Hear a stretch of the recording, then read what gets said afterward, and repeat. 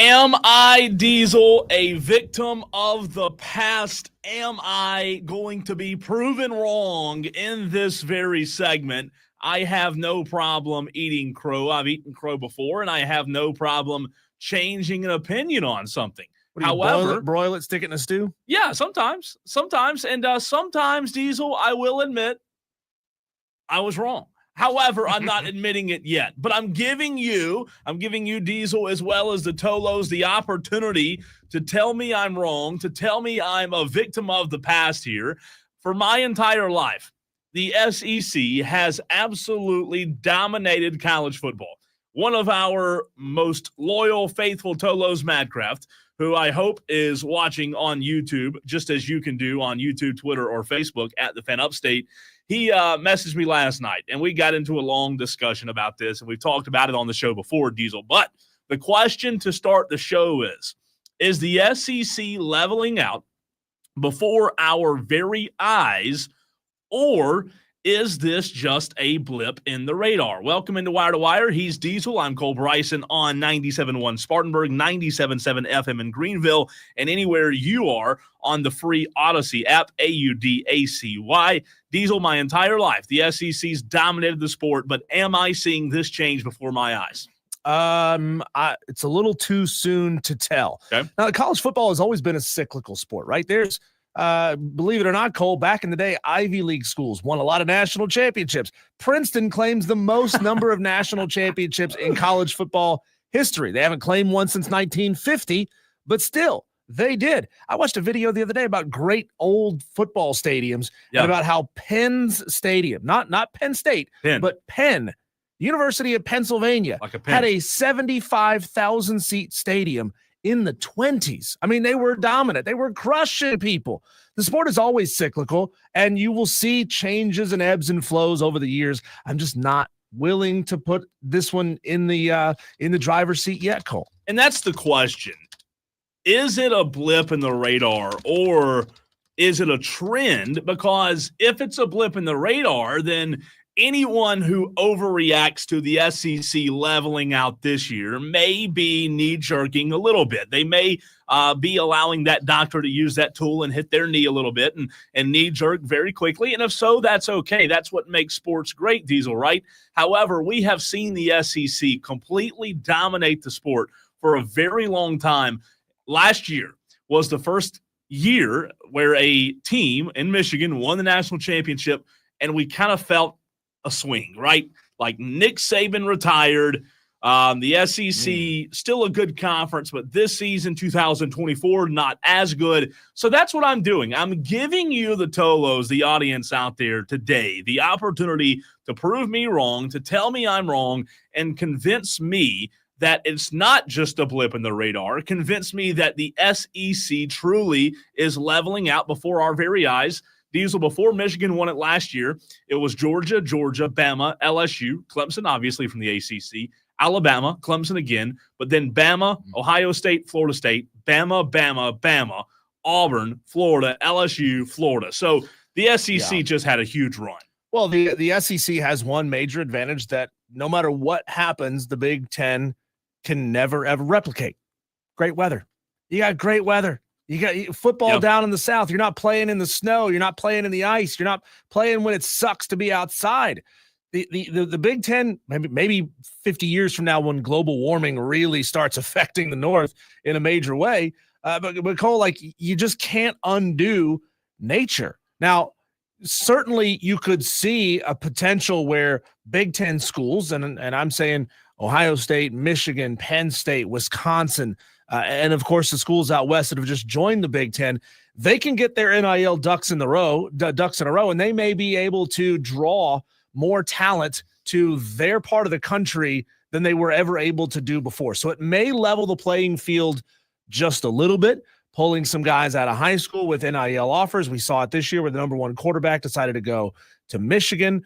We saw what was the number two quarterback decided to go to Colorado. So look at that, Cole. You got the number one and number two best quarterbacks in the game, the most important position in the game, are not headed to the SEC. Now, they may be in the future out of the transfer portal. That is the great equalizer as well, Cole. But if you look back at transfer portal rankings over the years, you just go back to last year's transfer portal rankings, it's a mismatch. Like there's teams all over the country. Certainly the SEC is doing really, really well in the transfer portal over the past couple of seasons. Ole Miss number 1, Alabama 3, A&M 4, Texas 5, Florida 6. But you also got Oregon at number 2. You got Florida State at 7, Colorado at 8, Ohio State, Miami, Washington, Michigan State, all in the mix there inside the top 15 in the transfer portal. So they're able to pull some guys away and maybe erode the SEC from within a little. Madcraft, by the way, what's up, Madcraft? What's up, Tiger Stripes Media on the YouTube stream? Going to get to a text as well. Madcraft, here's your chance. You're always on me like white on rice. Here's your chance to prove to me why it's not a blip in the radar. And I understand, like, the facts. I understand. And I'm not an SEC guy. I'm not SEC homer over here. But help me understand why it's going to be a trend and why it's not just a blip on the radar. Texter from the 803 chimes in, which you can do on the new text line. How about that? 844-FAN-PHONE, 844-326-3663. It's the number you use to call and text the show. Texter says, I don't think we can really consider as much into the Georgia game with the quarterback getting thrown in the game, with the amount of pressure they needed their experience. And you know what? Like, I understand injuries happen, but at the same time, it's Georgia. You're supposed to have like 5 stars everywhere, right? And it's not just what happened in the Georgia game with Carson Beck. It's not Tennessee getting blown out. It's the other SEC teams that were in the 12-team playoff getting bounced early. Texas is the only one left. And what happens if Texas runs into that big old buzzsaw of Ohio State, and the same thing happens to Texas as happened to Tennessee and Oregon, right? I mean, how embarrassing would that be for the conference? And then those are the little things that start to snowball, okay? We're not saying that you're going to have some massive shift like that. Yeah. It's these little things that start to snowball. It's things that point to the signs, right? It's things that make you wonder if this is happening. And again, I have no problem admitting it's happening. If it does, that's great. If the SEC is never the same, that's okay. Right now on the 3rd of these January 2025, not 24 Diesel, I'm still in the boat of like, I still want to see kind of what you said at the very beginning of the segment. I still want to see it play out another year or two. I know Alabama dropped off. Bama's 9-4. The world's coming to an end. But I still want to see if this continues over time.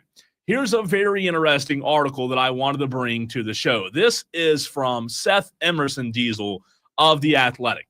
He talks about the mighty SEC falling, the reign being over, right? Some of it may being overboard in comparison to or in reference to what some of the anti-SEC fans like Madcraft have said. And again, I'm not completely on one boat or the other. I still want to see it play out. But he did bring up that Georgia lost soundly to Notre Dame, that Alabama, which many members of the SEC media argued should have gotten in, lost to Michigan, which was a terrible, terrible loss. South Carolina, which also received a late push, lost to Illinois. You brought this up yesterday. At least Ole Miss, Lane Kiffin last night, they saved face a little bit by beating Duke, but then again, Duke had no quarterback. I think you and I were on the depth chart for quarterback. But what's interesting, Diesel, and I want to see if you agree with this, Seth Emerson of The Athletic says Greg Sankey did this to himself. He says a major goal of playoff expansion was to stop college football from becoming a regional sport. It's no accident that much of the complaining since has seemed to come from the South. Down here, many didn't think anything was wrong with the 14 playoff or even the BCS. The comparison has been made to NASCAR's efforts to go national, but that totally misses the point. NASCAR was mostly a regional sport that made changes and began to lose its soul in the process without realizing its national dreams. College football was the opposite, a more national sport that was becoming regional as Bama, Clemson, LSU, Georgia racked up national titles, often playing each other. Realizing this was doing harm or at least leaving money on the table, Sankey and 2 commissioner counterparts, along with Notre Dame's athletic director, devised a plan for playoff expansion, Diesel, which they figured would at least keep fan bases in the West and North engaged because their teams were at least assured to be in the field. However, what's happened to those teams who have gotten in, Diesel, stepping away from the article from The Athletic a second, those teams that have gotten in thus far have shown, hey, we're not only in, we're better than your SEC. Yeah, and we can't know until, another 5 years of this thing plays out. And, of course, by 5 years from now, the twitchy people who really enjoy watching things change more than watching the results play out, they're going to want to switch up the format, and we'll ultimately never know. They may end up shrinking this thing back to 8. They may expand this thing to 16 to 18 so that we have more play-in games, and then we could have the same situation that we're in right now. You just can't know, but it certainly makes it fun to wish the demise of a conference.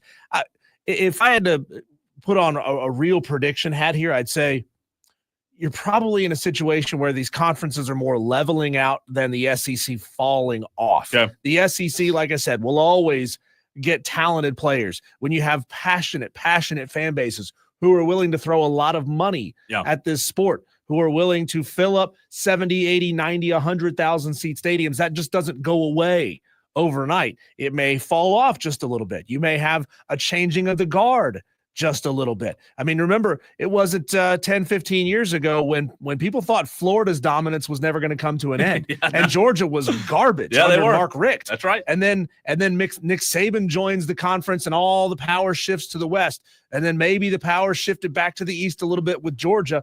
You just don't know, man. And these things, you can't expect the same teams to win every single year. I think, Diesel, and I'll get to a couple of texts, I think it's harder to hoard the talent. I think it's harder to hoard the talent. Because talent wants to play. They want to play. And they transfer. They transfer, they go. Here's something interesting. The SEC still signing the top players. In the high school recruiting class of 24, 25 of the 37 5-stars went to SEC schools, but that was split among 10 different SEC schools, Diesel. That's key. 25 of the 37 5-stars went to the SEC, but that was split among 10 different SEC schools. Yeah, here's something I'm a little curious about as well. And you may know more about this coming from the high school ranks. Has the growth and the prevalence of 7-on-7, where essentially everyone is a skill player, is that pushing more and more and more talent in the game as a whole towards those skill positions? Now, certainly if you're 6'9", 300 pounds, you're not going to go out there and be a wide receiver. However, it may push some of these guys to not gain weight, to not be linebackers, to not be running backs or tight ends, and may push them more towards the wide receiver position and things like that. Is it possible that now we've got a log jam of talent at the receiver position and the quarterback position because everybody wants to have their name in the bright lights?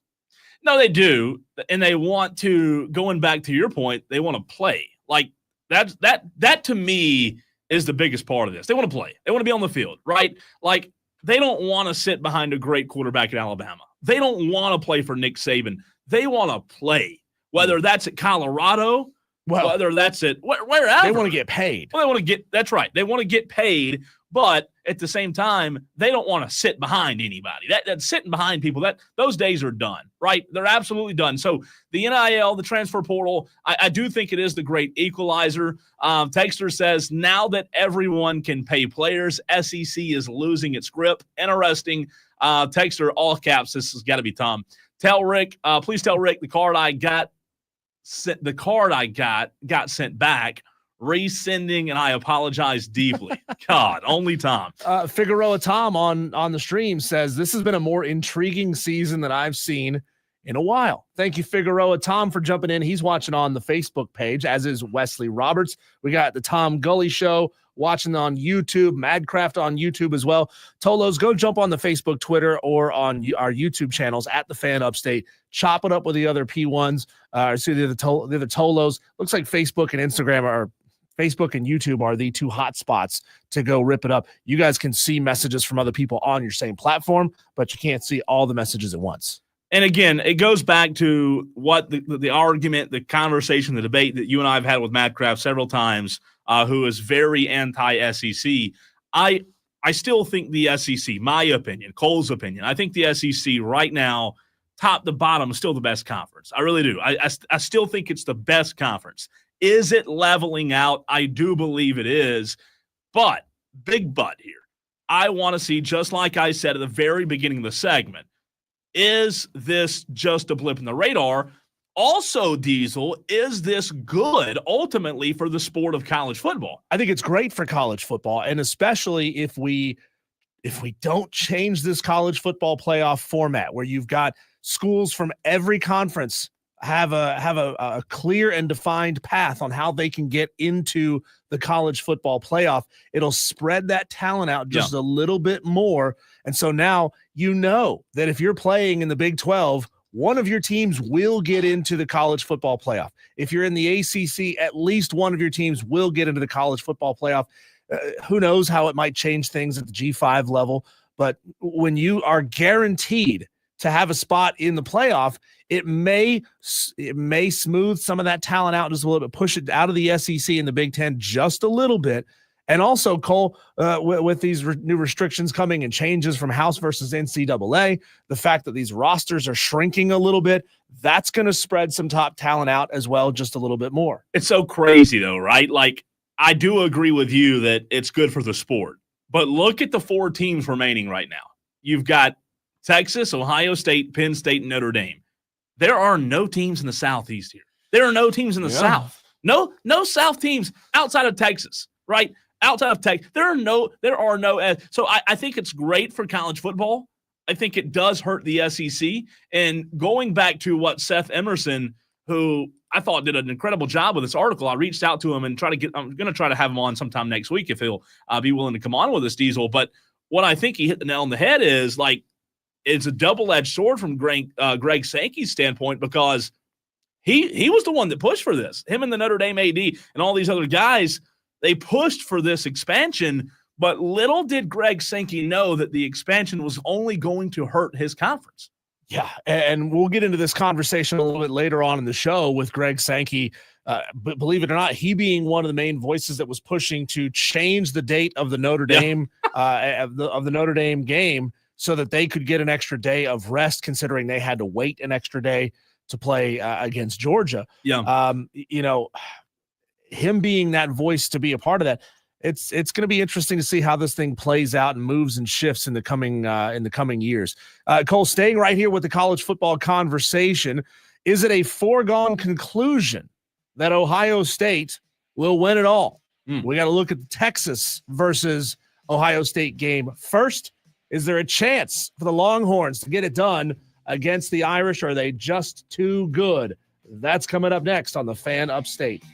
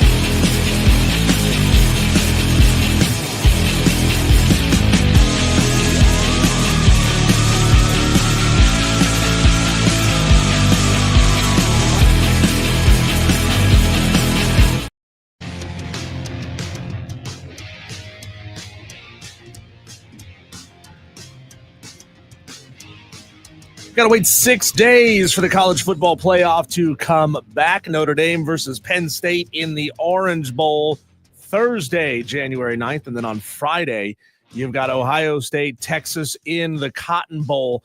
It's interesting, Cole. We talked about earlier with Greg Sankey and co. trying to see if they wanted to switch these games to give Notre Dame an extra day of rest as Penn State has been off since New Year's Day. Honestly, I wouldn't want it. Yeah. I wouldn't want it. Look, what do we just see? We watched all the teams that had the first round bye go down. Like, I understand that injuries kind of pile up and you got the little nicks, the little bumps and bruises, that having that extra day or two to heal up certainly could put you in a better position to play better. But honestly, Cole, I think I'd rather get back out there on the field. I'd rather let the team have extra time off. I mean, I'm off for 6 days. These kids have done this before. They do it several times throughout the season when they play Thursday games. They've done it. They can get around it. I think things will be just fine for Notre Dame versus Penn State in the Orange Bowl. Have you got an early prediction on that one?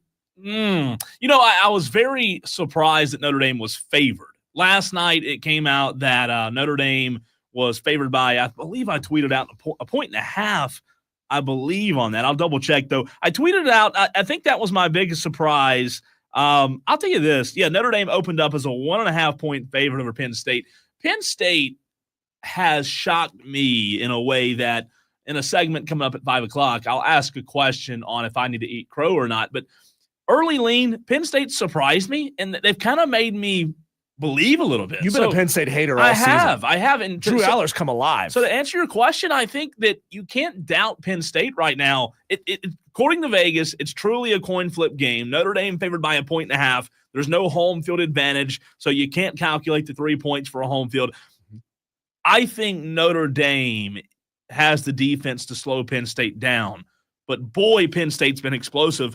I'll tell you this. I think if I had a bet right now, I'd still take Notre Dame.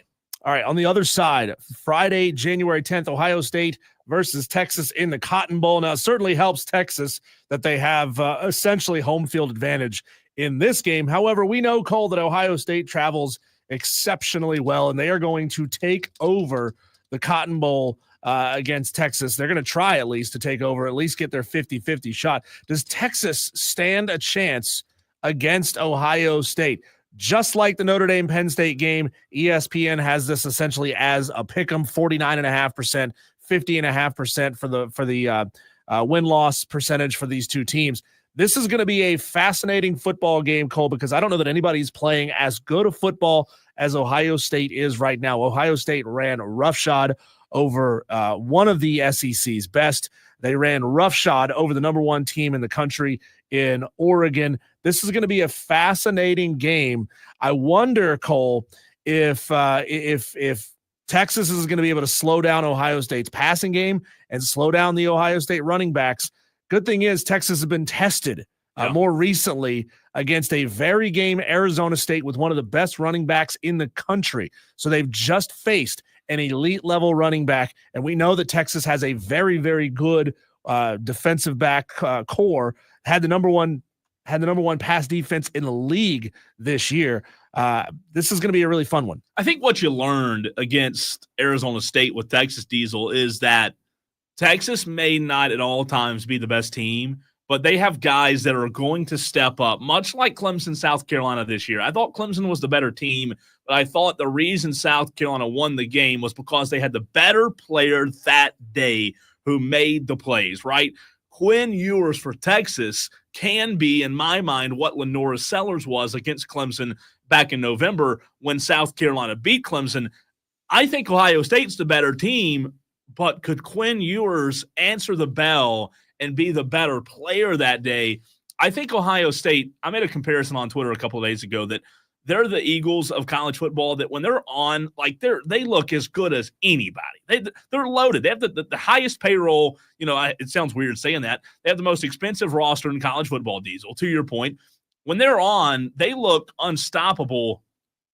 However, do you feel as if Steve Sarkisian's kind of like this I don't want to say like Sarkisian's the guy that offsets the equation, But there's something still to me, and maybe it's SEC bias. Maybe it's the fact that the SEC should be playing in the national championship. There's something that gives me caution. But at the end of the day, I picked Ohio State to win it all before the season started, and right now they look like they're the team that's going to do it. Well, we're going to find out about 10 days. Maybe not 10 days, 5 days after whoever the national championship may be. And if Texas is not even playing in the national championship, I wonder how the ratings are going to change around the Southeast, right? I mean, you see it all the time. Then when it's an ACC SEC team like Clemson, Alabama, the ratings in this area are white hot. They're fantastic. But outside of this bubble, people aren't really paying a tremendous amount of attention, at least not in the massive numbers that they would like to see. So it's going to be fun to see how that changes and how that goes down if you don't even have an SEC team in the national championship game.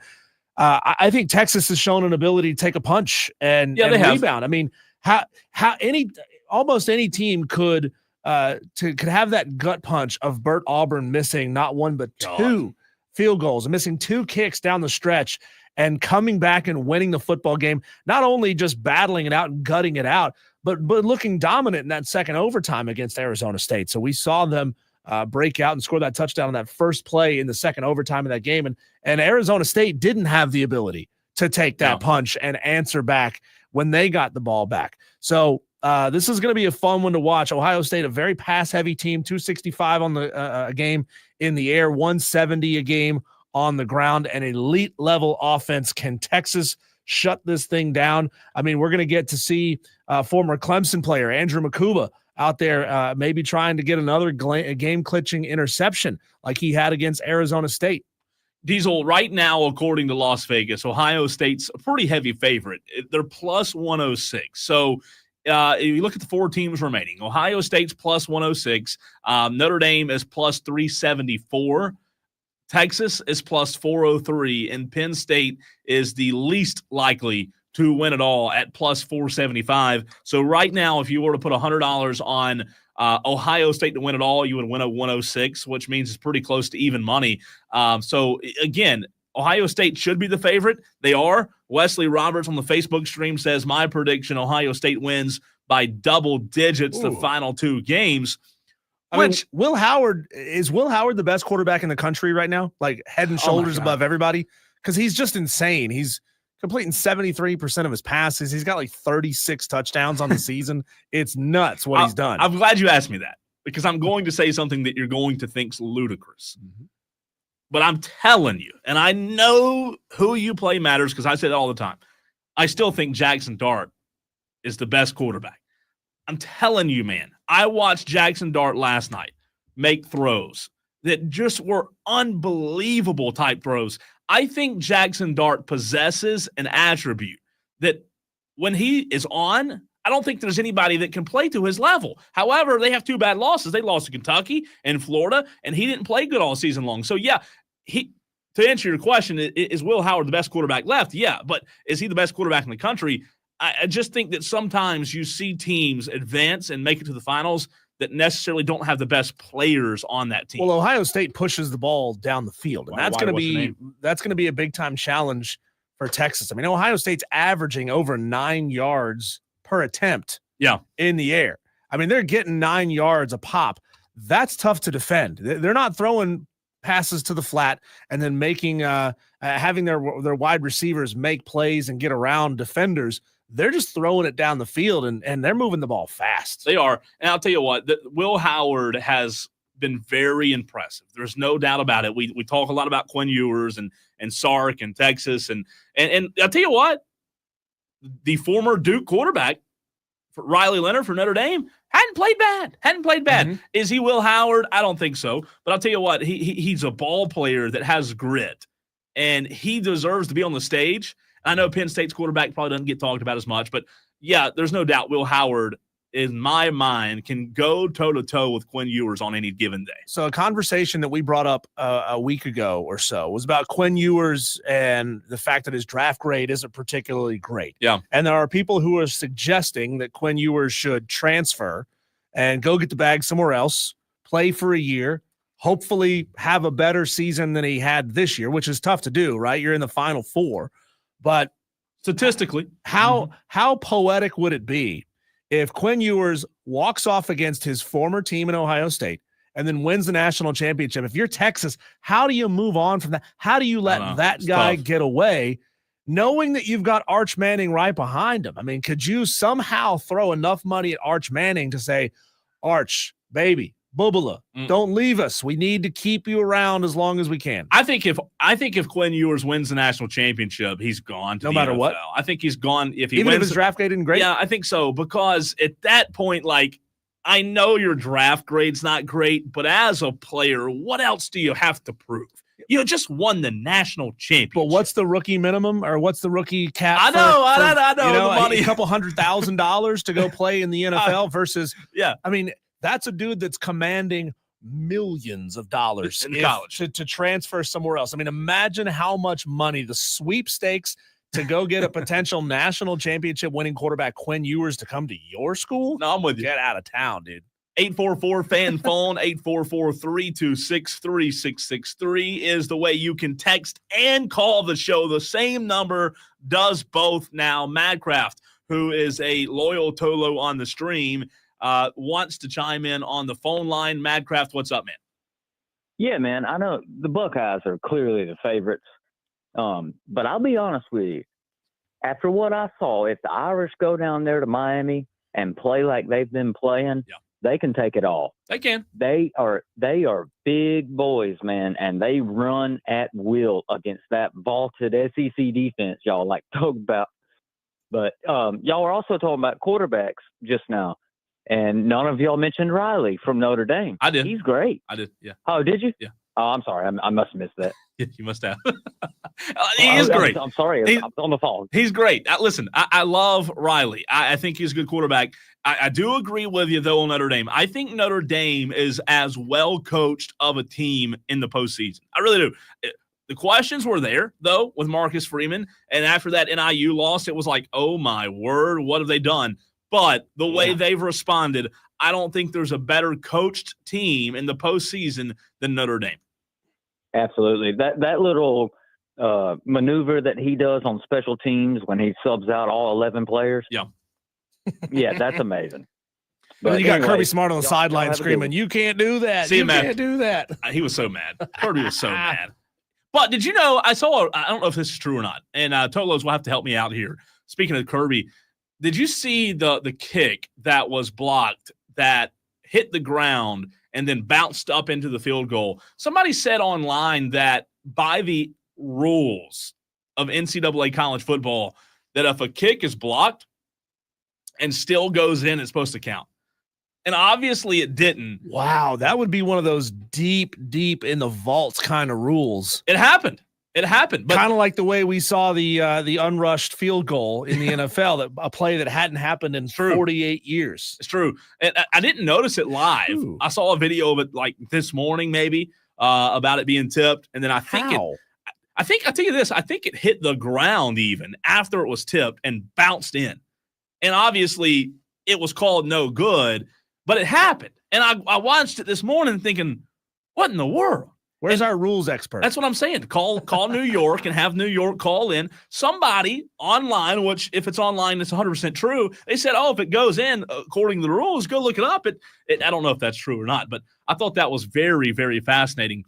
But I'll tell you this, to Madcraft's point, I don't think now was it a field goal or a PAT? It was a field goal, I believe, right? Yeah, it was a field goal. It was a field goal. It was a field goal. 100% sure. I do think, though, that to Madcraft's point, Notre Dame on the 3rd of January is no longer looked at as like the Notre Dame team we talked about a couple of weeks ago. Because you remember before, I think it was around Thanksgiving, maybe right before Thanksgiving or right before Christmas, you and I had the conversation, Diesel, of Notre Dame always getting the benefit of the doubt, right? They always got the benefit of the doubt. However, what have they shown? They've shown that there is no gimme. There's no, this is real football, and they can play with anybody. And again, I do like Ohio State to win it all. I think they're the best team of the 4 remaining, but it wouldn't surprise me if Notre Dame does upset them. But that play was wild. I'll send it to you during a break. Yeah, it was I'm stupid. I'm Googling now to see if there's anything anywhere that says the rules. Now I'm seeing a bunch of people say it should count because it's an It's interesting impressive. play. It's an impressive play, but I haven't found anything anywhere that suggests that's an actual rule. I know. And again, it was said online. So if it's said online, right, Right. It might be true. It might not be. But before we run, there are 2 games today, rather. North Texas and Texas State kicking off here in about 20 minutes on ESPN. It is the Serve Pro First Responder Bowl. North Texas is 6-6. Texas State is 7-5. 4:00 kick on ESPN. You're the mascot expert. The North Texas, Mean Green God, I would have never guessed that. versus the Texas State Bobcats. Bobcats. They should be the Armadillos. Come on. I remember The that. movie Necessary Roughness, they should Yeah. be the Texas State Armadillos because Bobcats is boring. But you did good on the. And then tonight, They only have to 7:30. change their school colors because Armadillos are brown. Brown. Yeah, that's a terrible color. God, they might want to change the color. Yeah. 7:30 tonight, Minnesota, who's 7-5, goes up against Virginia Tech, who is 6-6 in the Duke's Mayo Bowl. Minnesota's a God. 10-point favorite. What kind of nasty stuff? I mean, look, I Ugh. love Mayo as much as anybody Love it. else. As any other red-blooded American male, Duke's, it's got zing. But what are they going to do? They're going to like swim laps in an Olympic-sized swimming pool of Duke's mayonnaise. I mean, like they it's gone from like eating spoonfuls Yeah. of mayonnaise to dumping mayonnaise on your head. Beamer did, remember? Yeah. Beamer Now, got like, the are they going mayonnaise. to do how about this? A Duke's Mayo dunk tank. Oh, that'd be good. Yeah. That'd be good. Were you, though, not super impressed with the Pop-Tart after the game? That was great. That was better than the game. It was great. Like, so God. you saw that they had to petition the NCAA to allow them Yeah. to paint sprinkles on the sidelines. Mhm. And you know, of course, the whole thing where they lower the Pop-Tart down It's into so the good. thing and then it spits so out an good. edible. It's so good. It was real. And they were sitting there eating it. See, they've figured out. They realize that the Pop-Tart Bowl is pretty much an irrelevant bowl. They're realizing that the Duke's Mayo Bowl is kind of an irrelevant bowl. So Yeah. they're finding ways to That's right. make people tune in and watch a game that because they just want to see what kind of weird stuff might happen. So now it's on the Cheez-It Bowl to figure out how to make Cheez-Its entertaining enough to tune in and watch. Real quick, though, before we run, this is the most important question we'll ask all show long. What's the best flavor of Pop-Tart? Chocolate. Ooh. Yeah, chocolate. The ones that are like s'mores. S'mores? Got a little chocolate, little marshmallow in there. It's the way to go. I'm brown sugar and cinnamon. Brown sugar. Brown sugar and cinnamon Pop-Tarts, the best Pop-Tart. I don't like the fruit flavor, the blueberry, No. strawberry. Ugh. It's too fake. Throw them in the trash. Yep. Throw them in the freaking trash. I'm team toaster strudel anyway. Are you team Paul Feinbaum or team Greg Sankey? Greg Sankey had some audio with Paul Feinbaum yesterday on flipping the dates of the semifinals. Where do you side? We'll get into that next.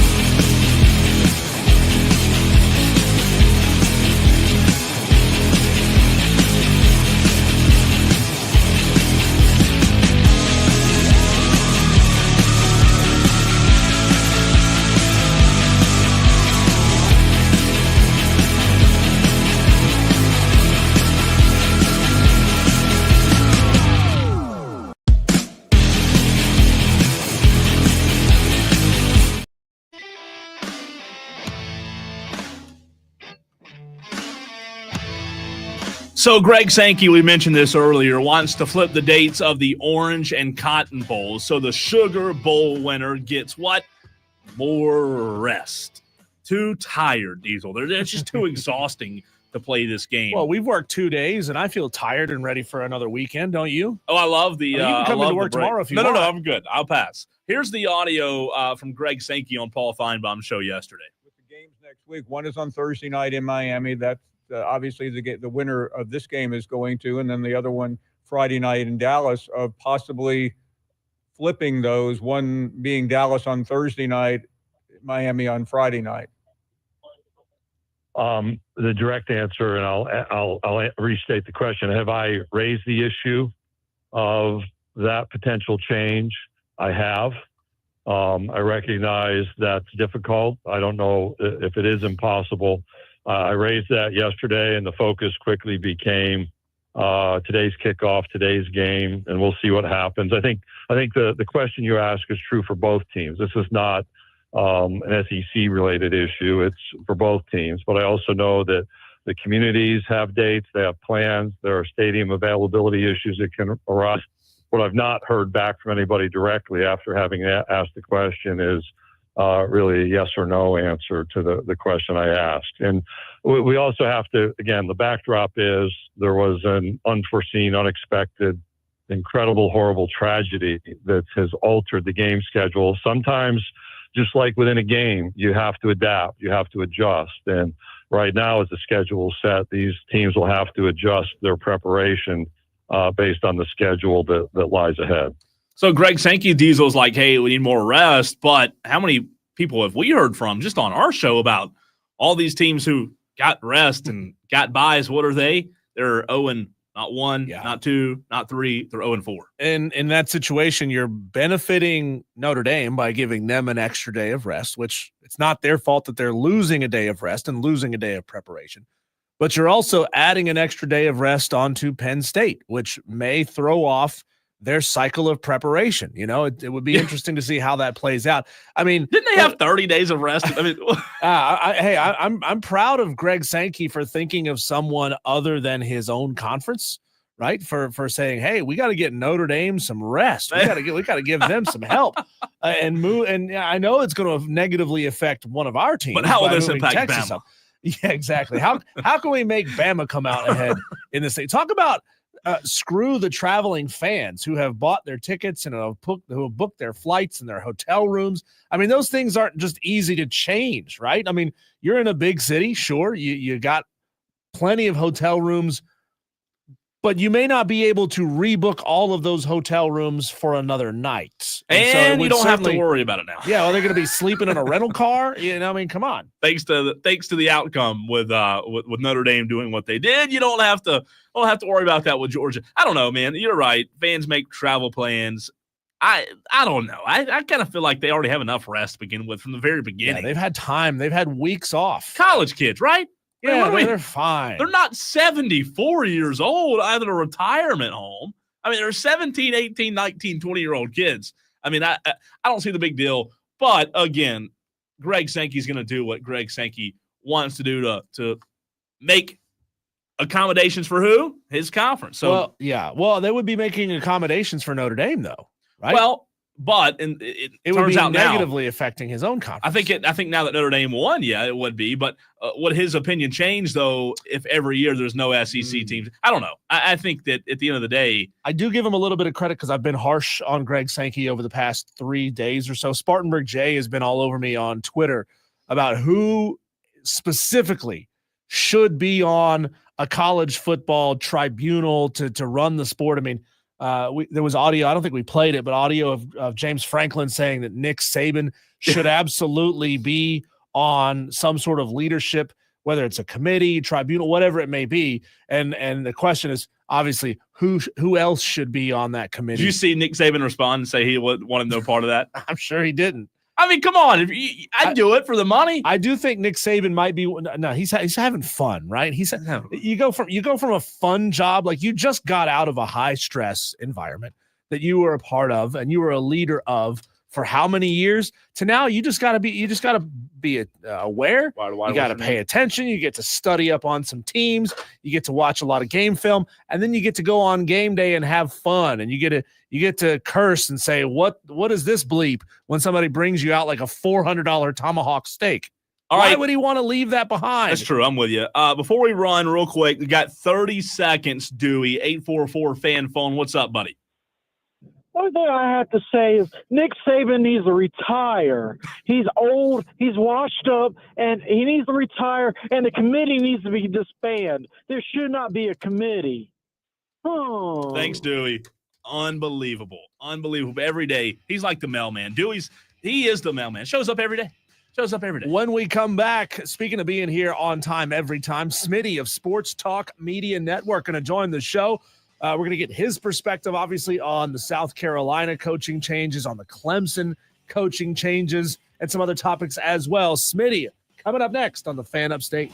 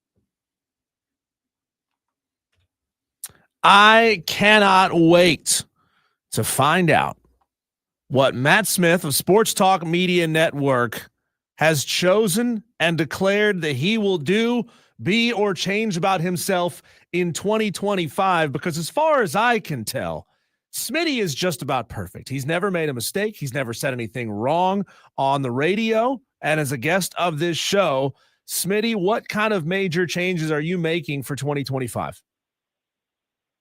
Well, anybody that has listened to your show for any length of time knows I've been wrong about half the things I've said in our interviews since September. So that's probably a good resolution, is to be wrong less often. But one thing I will say is I mentioned this the other night on Sports Talk. It's more like I owe back taxes in resolutions. Like, I've got resolutions from 2017 that I need to go back and review. I realize I have fallen short in all of them. But I will tell you, I do think for those that may be really interested in what everybody does for a resolution, what I would love to do is do a better job of keeping in touch with my friends. I lose touch with them, and then, you see them 4 years later. Cole, Diesel, I count you among them, and then you see each other so infrequently, and then you realize time has gone by and your lives have changed, and your friend might have a new child whose name you don't know. And I try not to do Facebook, because I think that is the potential inflection point that will eventually our society will implode upon. But I do not keep up with people, and I'm going to do a better job, and that includes you too. Well, Smitty, I can't wait to see your birthday reminder pop up on Facebook at some point this year and remind myself, oh, I need to reach out to Matt Smith as well. Great question there. Is a New Year's resolution a 1-year resolution, or is it a lifetime resolution? If you change something about yourself, do you have to change it forever, or could you go back to being that same special brand of degenerate 365 days from right now? That's a great question. I think we all have to do that. And why do we make it a year, right? Why don't we do monthly resolutions? Yes, and I tend to agree with what you just said. And also you have to revise these, right? You may say, well, listen, I really need to lose some weight. And then before you know it, you look like Kate Moss. I need to gain weight. I need to bulk up. I want to look like Brock Lesnar. So you've got to revise as you move along. I'm going to do that. I'm going to start making monthly resolutions. Well, everybody follow my website, and I'll make monthly resolutions. That sounds good. We do appreciate Smitty. Happy New Year to you and your family. We appreciate you tagging along with us on Fridays during football season as we're putting a bow on our football season. But before you know it, we'll blink in August. We'll be back here and we'll be talking again. But looking at the current college football playoff, you told me and Diesel a couple of weeks ago when I asked about what you would change, you said, ho, let's hold off. Let's wait and see how this one actually plays out before we cast judgment. Now that we've seen it play out, Smitty, the teams that had a bye, they were all underdogs. They all lost in their games. They're 0-4. What do you make of what you've seen so far? Yeah, it's a good question, but I still think we need to wait longer, because I think this is going to take longer than 1 year of experimentation, because was that an outlier? As you mentioned, all the teams with a bye lost. All the conference champions are gone. Yeah. The conference champions went 0-5. That includes every conference champion that was in the field.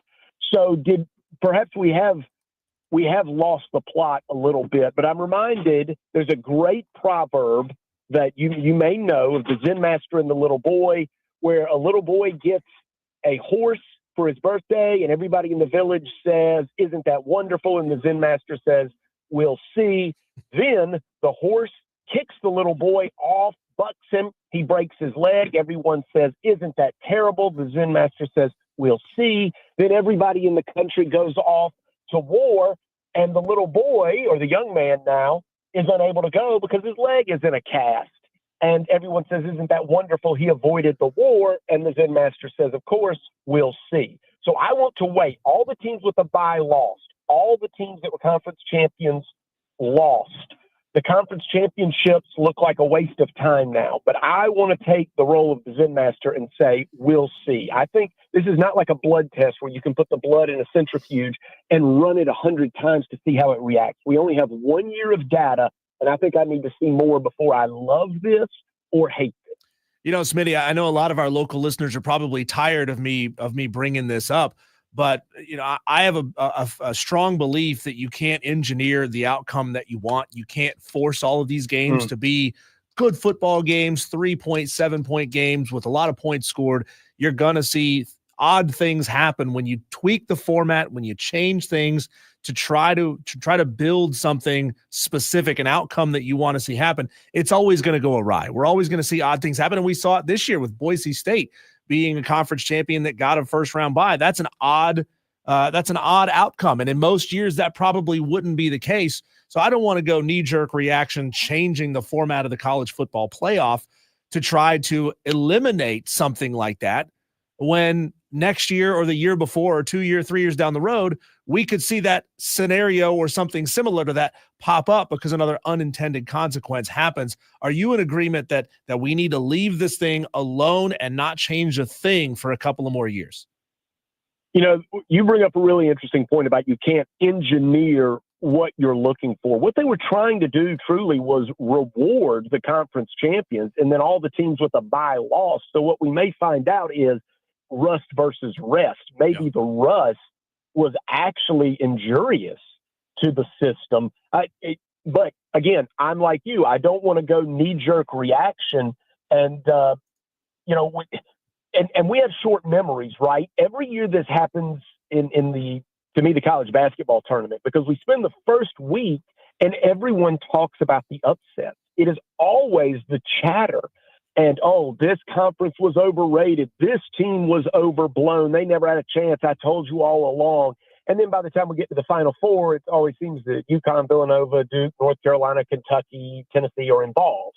And so we seem to forget about the upsets because as the microscope tightens toward the end on the championship, then we start to talk about those teams, and we seem to forget about what happened the weekend before. And that may happen here. I'm really interested to see how everyone reacts to how this plays out in the end, because today we're talking about all of the teams with the byes being out. But also, I think we could argue we have a pretty good field of four. I think there's a lot of argument to be made that the champion will be a worthy champion. And after all, isn't that what we were after? I know some people would say, well, ESPN's after TV ratings and the fans wanted to see the little guy get a shot, or whatever it may be, as you mentioned, engineering some things. But in the end, I think if Texas or Ohio State wins this thing, I think there's an argument that maybe Notre Dame got a break because of their schedule and they played Georgia with an injured quarterback, and Penn State played SMU and Boise State to get here. But I think if Texas or Ohio State wins this championship, it's going to be hard to argue that they weren't worthy champions, because even though neither was the champion of their conference, that was only because of the whole conference championship and the way things worked out. Let's not forget, Ohio State was arguably the best team throughout the year. They lost on the road at Oregon, but they were arguably the best team throughout the year. They had the hiccup in a rivalry game. They lost on the road at Oregon. Texas just couldn't beat Georgia, but no one else really challenged Texas. I guess they had a 3-point win over Vanderbilt, but the point is, Texas, by the time we got to the SEC championship, where were they ranked in the country? Second, third? So I think we can argue when this is over, Texas or Ohio State wins, I think there's going to be a lot of people on Twitter, which is a cesspool, but a lot of the analysts on Twitter are going to be saying we got a worthy champion out of this, and that was really what this experiment and this project was all about. Smitty, Sports Talk Media Network, joining us right here on the Fan Upstate. Smitty joined us all football season long on Fridays at 4 p.m. If you are a new Tolo, check out Smitty on Twitter, the cesspool that he called it, at Smitty Reports. The little self-plug there for you, at Smitty Reports. Hey, we opened the show today, Smitty, by talking about the college football playoff, but also as it relates to the SEC. with kind of the double-edged sword that Greg Sankey had of wanting the expansion, but maybe not realizing that the expansion, the teams that he brought in, were going to defeat his teams and defeat them handily, right? The SEC, is this a blip in the radar in your mind, or is the SEC truly leveling out? That's a great question. Some of it was matchups.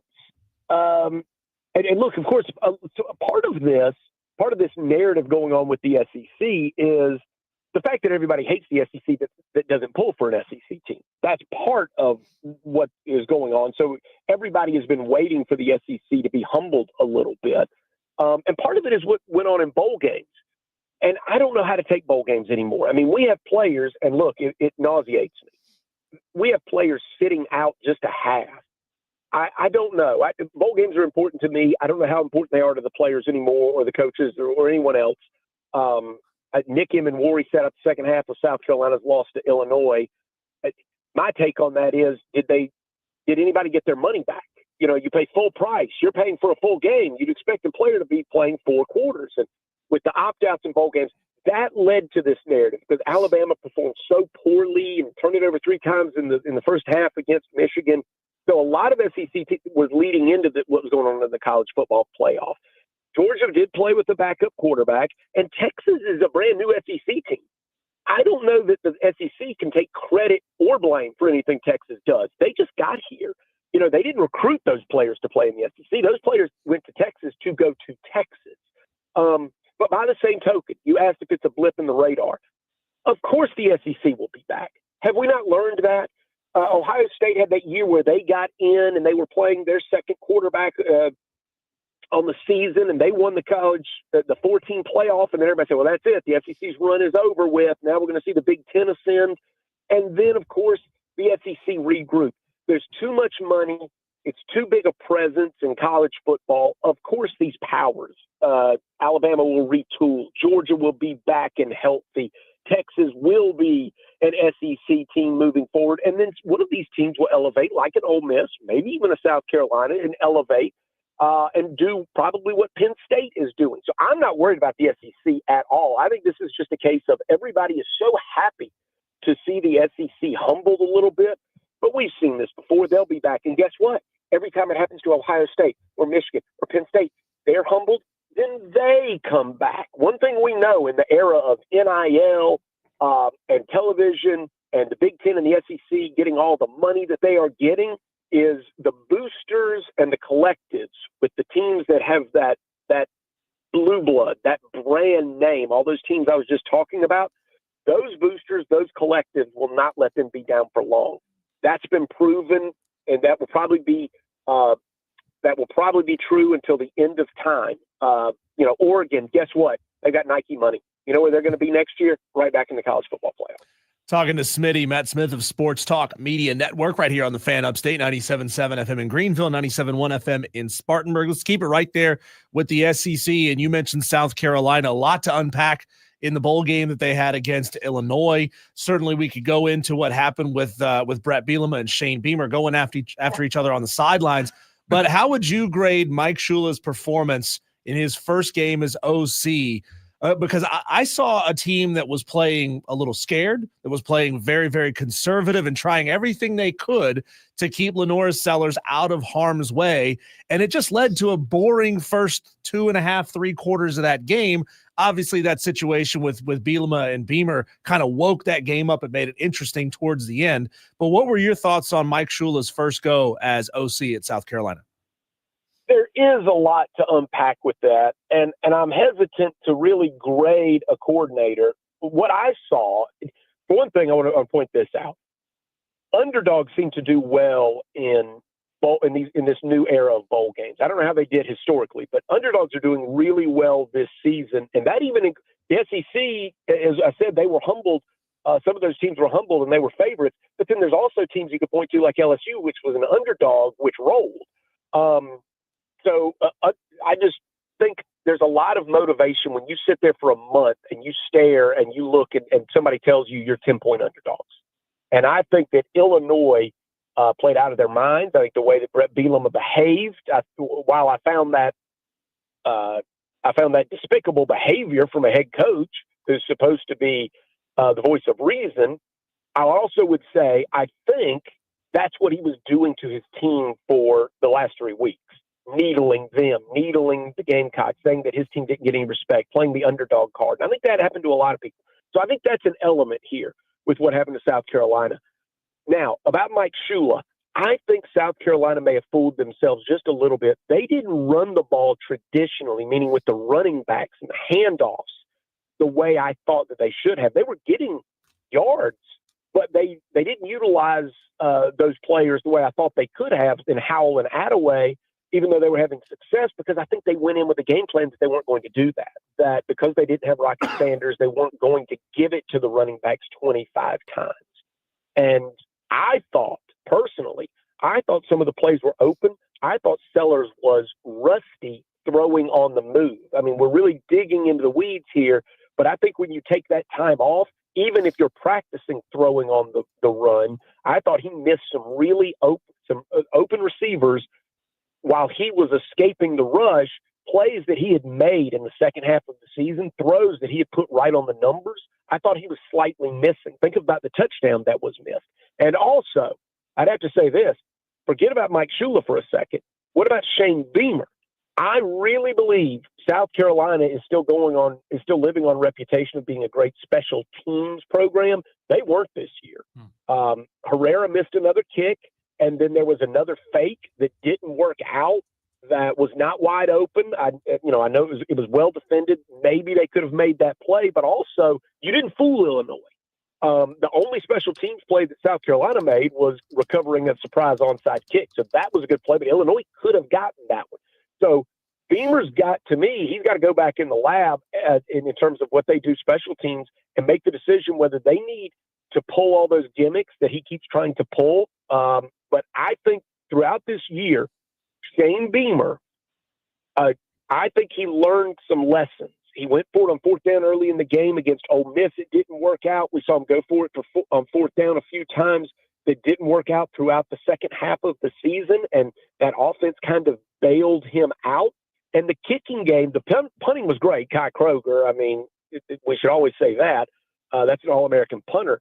But the kicking game, Alex Herrera, and I don't just mean the kicks that Herrera missed, which he did miss some big ones, and he missed another big one. Not just the kicks he missed, but the decisions of when to go for those kicks. I thought they went for some kicks throughout the season when they should have gone for it on fourth down or punted. And then on other times, I thought they went for it on fourth down when they should have kicked it or punted it. So I just think Beamer didn't have a great game either. So with Shula, I'm going to give him an incomplete. I don't know, but with Beamer, that was not a great game for him, especially missing the fake. That came back to haunt them. If they kicked a field goal there, then later they could have kicked another field goal and gotten back in the game, tied it. Smitty, my last question for you. Your reaction to Clemson departing ways with defensive coordinator Wes Goodwin and the search that is now on for a new defensive coordinator for Clemson, and who you think the Tigers should and can go after. I don't know who they should go after. I knew someone was going to fall on their sword at Clemson, and Wes Goodwin just seemed like the most likely candidate. If you look at the personnel that Clemson put out there in the front seven this year, there's no way they should have been this bad against the run. 292 yards against Texas, and I don't recall. I was covering the Louisville game when Louisville ran up and down the field on Clemson's defense, and that was off a bye week, and you just can't have that. So I always thought Wes Goodwin probably took too much blame, but at the same time, you give up 292 yards in the college football playoff. Yeah, that's this business. That is this business. The business you chose is one where if a 20-year-old kid is not where he's supposed to be consistently, you get fired because that's what you're in charge of. I'm not saying it's an easy job, but you know what? It pays really well, and he'll probably land on his feet somewhere. Now, in terms of who Clemson will go out and get, I don't know. You can give me some names, and I might be able to react to them. I know David Hood and Grayson Mann are both writing about this. I was about to click on their story when you called me. Mm-hmm. Smitty, here's a really interesting piece of news that's just come out over the past couple of hours, also being reported by the Clemson Insider. John Rothstein had this, and then Dabo Sweeney has had some quotes for it as well. The potential of moving to 5 years of eligibility in college football. Dabo has said that it would clean things up and help out with roster management.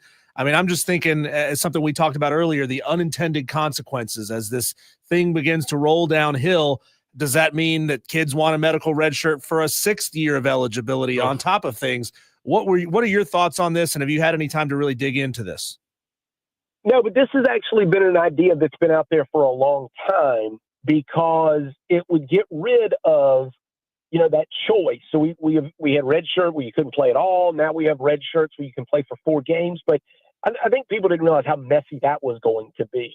Now you've got guys going out there playing for Clemson against the Citadel, but not playing the next week against South Carolina. And it's kind of like being on the practice squad. So I don't know if I liked that particular move. I think anytime you can simplify it in college football, it makes sense to me.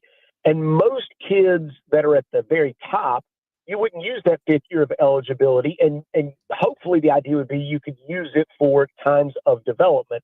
What you're always going to be up against, we have to remember, is Title IX. Roster management has so much to do with Title IX because obviously you have to have scholarships in the female sports to matching up to all the 85 that you get at Clemson. And I think they want to simplify things, meaning the coaches. And I really think that they want that 5th year of eligibility so they can truly develop players and try to keep them in the program. There's some problems with college football, and I think this is a step in the right direction. I also think this is probably in reaction to Diego Pavia's his court case where he was able to get the JUCO years pulled off of his eligibility. That was stripped, so he would be able to return to Vanderbilt.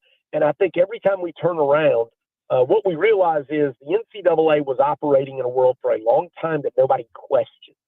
And then once you started to pull the magnifying glass out, you started to realize a lot of this isn't going to hold up in court.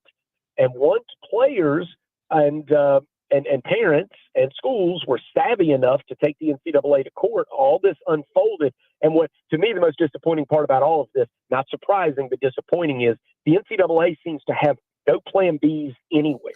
We talked about NIL and paying players for 20 years on sports radio.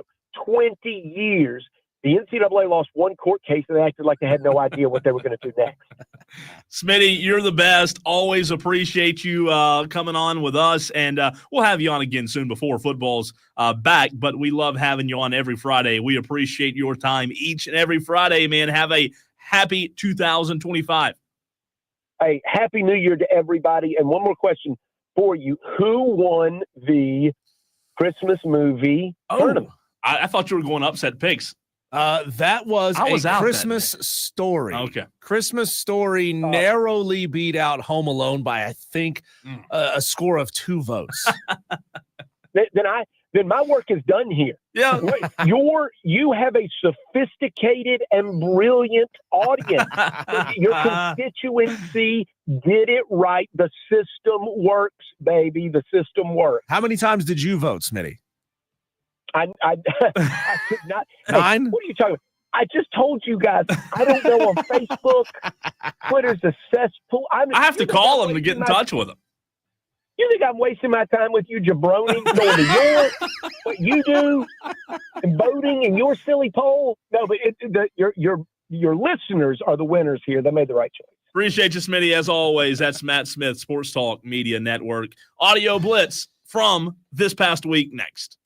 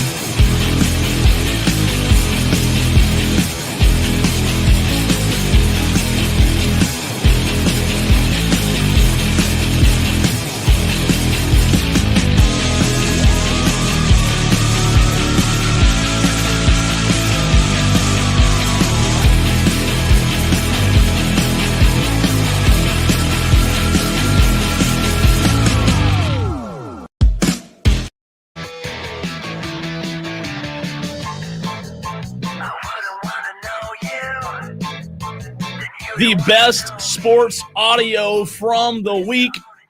It's coming at you right now. It's the Sports Audio Blitz. Several clips, not one, not two, not three, not four, but 5 clips of audio. We react to them. You Tolos react as well. There is a new number that you use. If you just tuned in, if you just woke up from under your Christmas tree from too much eggnog, there's a new number that we need you to save in your phone, 844-FAN-PHONE, 844-326-3663. One number does it all. You call the show with that number. You now text the show with that number. If you had any previous number saved, just go ahead and delete that thing. A little audio blitz, Diesel. You and I, the Tolos, will listen and react. Let's start with Cam Scatabo, somebody that you and I were really impressed with after the performance against Texas. Mark Schlereth, NFL Network, who we've had on the show, reacts to what he saw with Cam Scatabo in the playoff game against the Longhorns. That guy couldn't play special teams, like a pump protector, like he'll be a fullback, whatever the case may be. But Bill Belichick said it the best, and one of the reasons he's one of the greatest coaches, or maybe the greatest coach that's ever coached in the National Football League, is don't tell me what a guy can't do. Tell me what he can do. And I'll find 6 or 7 plays a game that will change the outcome of our football game. That dude right there, that dude is a football playing Jesse. That's the highest compliment I pay to anybody. And I don't even know what that means. But that guy is awesome. And I would have him on my team, no question. He is one of the great college football stories of our generation. And that's where it ends. And it was awesome watching him play, carrying a team. The guy got the MVP of the Peach Bowl on the losing team. That's never happened before. Diesel, Cam Scatabo in the NFL.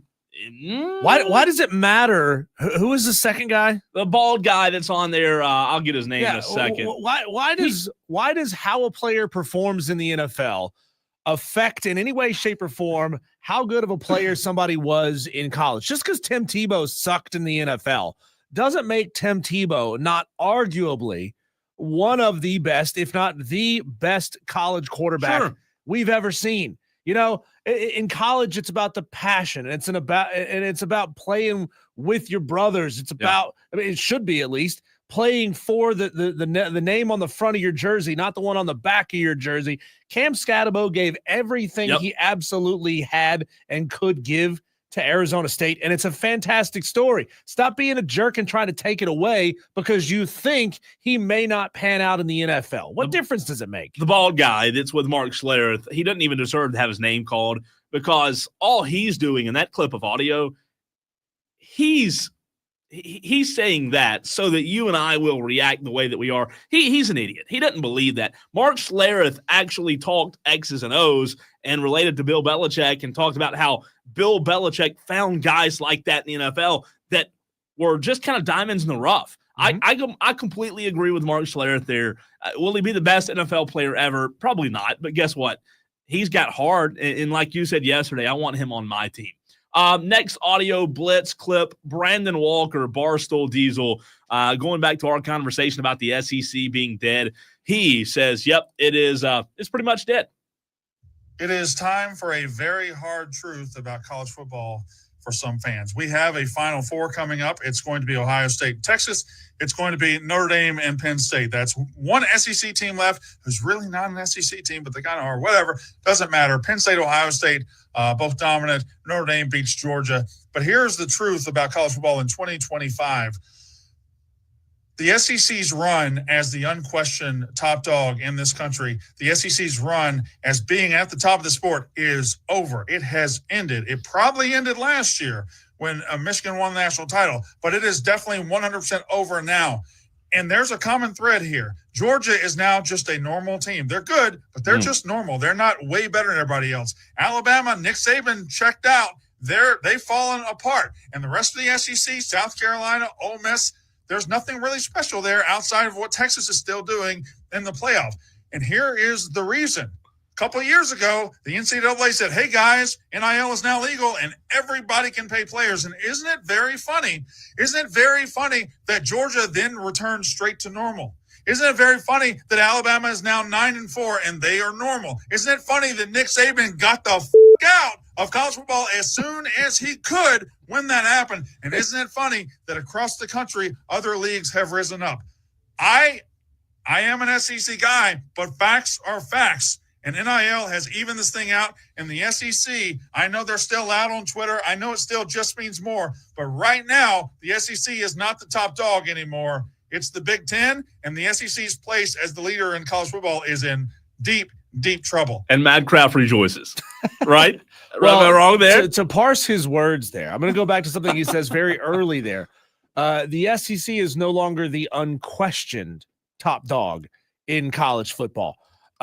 He's not saying that the SEC is not. Yeah, I know. I said dead. I know. I was just teasing. However, unquestioned, I think there's something to that. To say that they're not the unquestioned, to say that that we may be entering an era.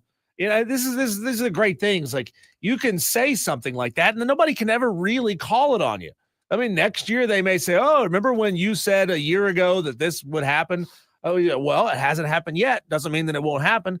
You know, I mean, look, we saw Michigan be as good as Michigan was last year. They lose a coach, they lose most of the team, and all of a sudden, bam, they're 500. Yeah.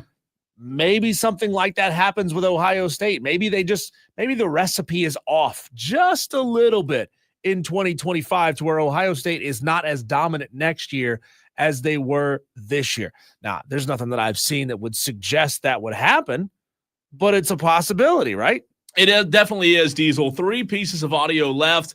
I have Riley Leonard interrupting Marcus Freeman. I have a great piece of audio with Alshon Jeffrey from Bussin' with the Boys talking about Shane Beamer. And I also have Todd McShay talking about Carson Beck making a mistake. You want Carson Beck? Do you want Riley Leonard? Or do you want Alshon Jeffrey first? Let's go Alshon Jeffrey. All right, this was a good one. I like this. Bussin' with the Boys had Alshon on, and this was Alshon Jeffries talking about what got him to South Carolina in this week's Audio Blitz. From the Gamecocks, who kept you home? Coach Beamer. If it wasn't for Shane Beamer, I don't think I would have went to South Carolina, honestly. Like, he recruited me every day. Like, I used to be like, he's like, I know you Southern Cal, that's your favorite school, and that's your dream school. Day 1A, but just look at us as 1B. Don't look at us as second or just flip-flop and just really think about it. He's like, you can come to South Carolina and really be like king or the man here and be known forever. Or you can go to Southern Cal and be just the next person up, another great there, or you could be great in South Carolina. He's like, no place like home. Damn. I'm like, he always been honest with me. He didn't promise me nothing. He didn't offer me no money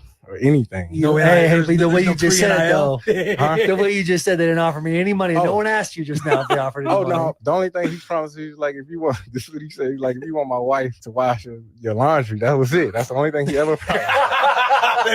That's Alshon Jeffrey going way back to when Beamer was an assistant, Diesel. Yeah. And his wife promising to wash his laundry. That's fantastic. Now, he never said that Emily promised to do the laundry. He said, I can get Emily to do. And she's probably like, wait, how did I get dragged into this? Why am I doing this kid's laundry? Beamer even tweeted about it a couple of days ago. It was great. I think he tweeted, I don't know if she knew about that or not, but I was willing to do whatever it took to get Alshon Jeffrey there. At the risk of upsetting South Carolina fans by quoting Dabo Sweeney on something. Yeah. Because this is, I do believe that this is universally true. He probably didn't even come up with it. Okay. The idea, the talking point that Dabo always had said, plant or grow where your feet are planted.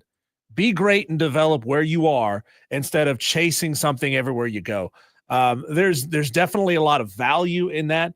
And to be a player who can be elite where you are and be an all-time great where you are and end up beloved where you are, there's some value in that. And I hope as many coaches who are out there trying to manage their rosters and trying to keep guys around, they understand that. Yeah. For example, there's a basketball player that was on App State's team last year. He was awesome. The dude was like a block machine.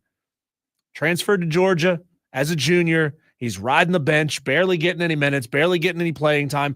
He got money, but the dude could have been an absolute legend in Boone by staying there. Instead, he's a nobody in Athens. And that's that means a lot to hear that from who was an assistant at the time with Beamer, and for Alshon Jeffrey to come to South Carolina and have his name in the rafters and be one of the all-time greats, if not the best Gamecock ever. That's pretty cool, man. That's pretty cool, and just goes to show that Beamer, he can recruit. He still got it. All right, 2 more left. This one's short. Riley Leonard interrupting Marcus Freeman. how can you not pull for this quarterback, but also Diesel, how can you not pull for this head coach? Notre Dame has some pretty likable guys running things for their football team. Here's that clip. And so that's how I want this group to attack our preparation and attack performance when we have the opportunity.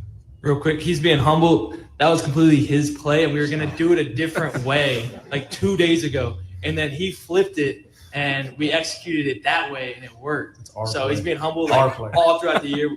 All right, yeah, you know this guy, but I'll say it for him. Great call, great execution. Riley Leonard giving props to Marcus Freeman. And maybe that's one of the things that I have to eat crow on a little bit, Diesel. Like we all knew that Marcus Freeman was a good coach, but him getting Notre Dame to this level this quickly, maybe I do have to eat a little bit of crow and admit that I didn't expect them to be this good this quick, because he's been tremendous. Yeah, he's caught a lot of heat. You know, obviously they had the loss to Marshall last year, the year before. They had the loss to Northern Illinois this year. I mean, it seems as if Marcus Freeman is good for losing focus about once a year and losing a game you shouldn't lose.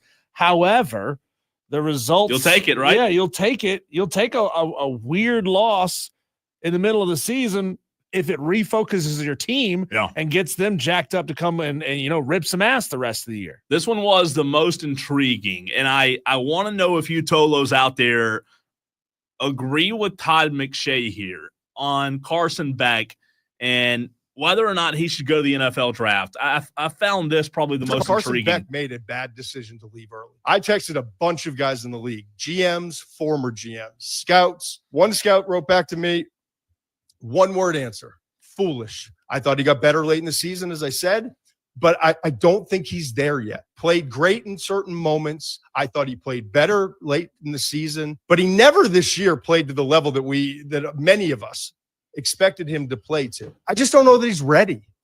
Why wouldn't you take this time, rehab in the offseason, come back with a better supporting cast? They got a lot of young wide receivers. I know they've recruited well at wide receiver from what I can tell. Their offensive line will be better. They'll be more balanced. Is he as ready as he would be had he gone back for one more year at Georgia? And everyone I talked to, and my personal opinion is he's not going to be. That's bold. I don't necessarily know if I completely agree. Like, if you have your shot at the NFL, I think you've got to take it. And I know rookie contracts, you can probably make just as much in college football nowadays. But still, what if he comes back next year and still doesn't have it, Diesel?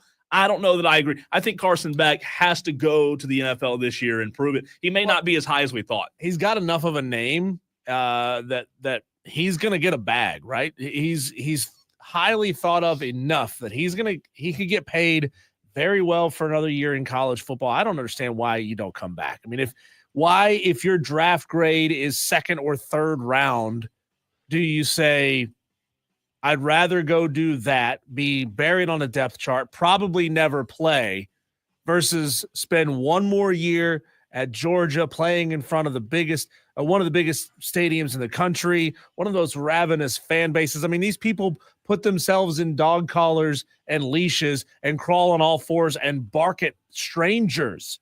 They're that into their football team. Why would you not want to be a part of that for another year? I'll tell you why I think it would be a mistake to wait until next year. Here's why. What if this year he falls and lands in a good spot? What if next year he plays really well and is the best quarterback and goes to the worst team, isn't in the worst situation? Then all of a sudden, I mean, Spencer Rattler might be in a better situation in New Orleans than a lot of these quarterbacks that went high. I just think that maybe situation might matter here, but it'll be really interesting. That is a big, big, big gamble. It is. It is. So it'd be wild to see how that plays out. When we come back, Cole, our Daily Wires, what's happening out there in the sports world? We'll get around to it next.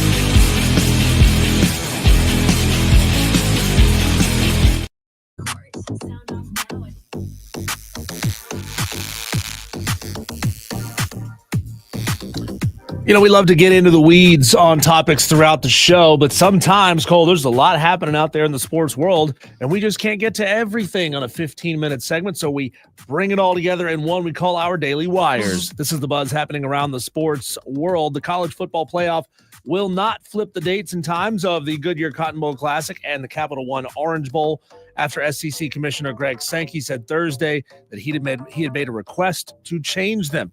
Greg Sankey's concern was a potential disadvantage for Notre Dame, which will have to play on a shorter turnaround than Penn State, who hasn't played since New Year's Eve and thus would get longer rest. Good call, bad call. Well, you know what? I'm glad he's looking out for Notre Dame, but if it continues to be a trend year after year, maybe you flip it. It's not a big deal to me. Miami Dolphins quarterback Tua Tagovailoa is, quote, unlikely to play in Sunday's regular season finale against the New York Jets. Mike McDaniel confirmed that earlier today. Backup quarterback Tyler Snoop Huntley is expected to make his fifth start of the season in Tua's place.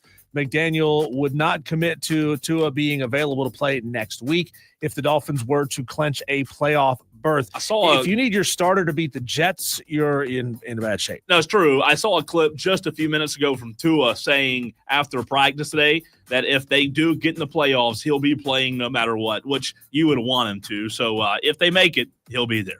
After a disappointing first season under Kalen DeBoer, Alabama has announced that co-defensive coordinator and defensive backs coach Colin Hitchler will not return, i.e., fired. Bleep can shown the door.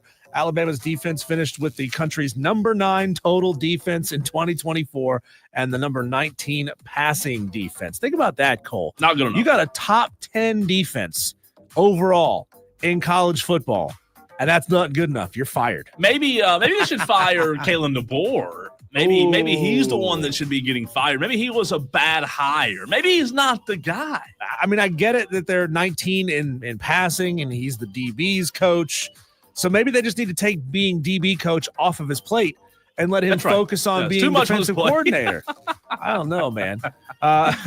In the wake of the deadly attack on Bourbon Street earlier this week, Zion Williamson is donating $100,000 to the Greater New Orleans Foundation's Tragedy Fund. He said, quote, as a father, son, and someone who loves the community, this hit me hard. This isn't just about money, but standing together and making sure no one feels alone. That's awesome, man. Cool for Zion to do that, especially with the ties here to the upstate and being from Spartanburg. That's really good on Zion. Yeah, you love to see. I mean, these guys are generationally rich at this point. Zion, to him, $100,000 is probably nothing. Yeah, it's like me or you breaking off $50 for a charity. Him breaking off $100,000 is probably nothing to him, and certainly this is going to go a long, long way. Big potential trade a-brewing in the NBA. Jimmy Butler could be on the move. He indicated yesterday that he wants to be traded from the Heat, who had just come off of a 128-115 home loss to the Indiana Pacers. He said that he needed to find joy again on the hardwood. So Shane Beamer, there, getting your quote tree out there, find some joy.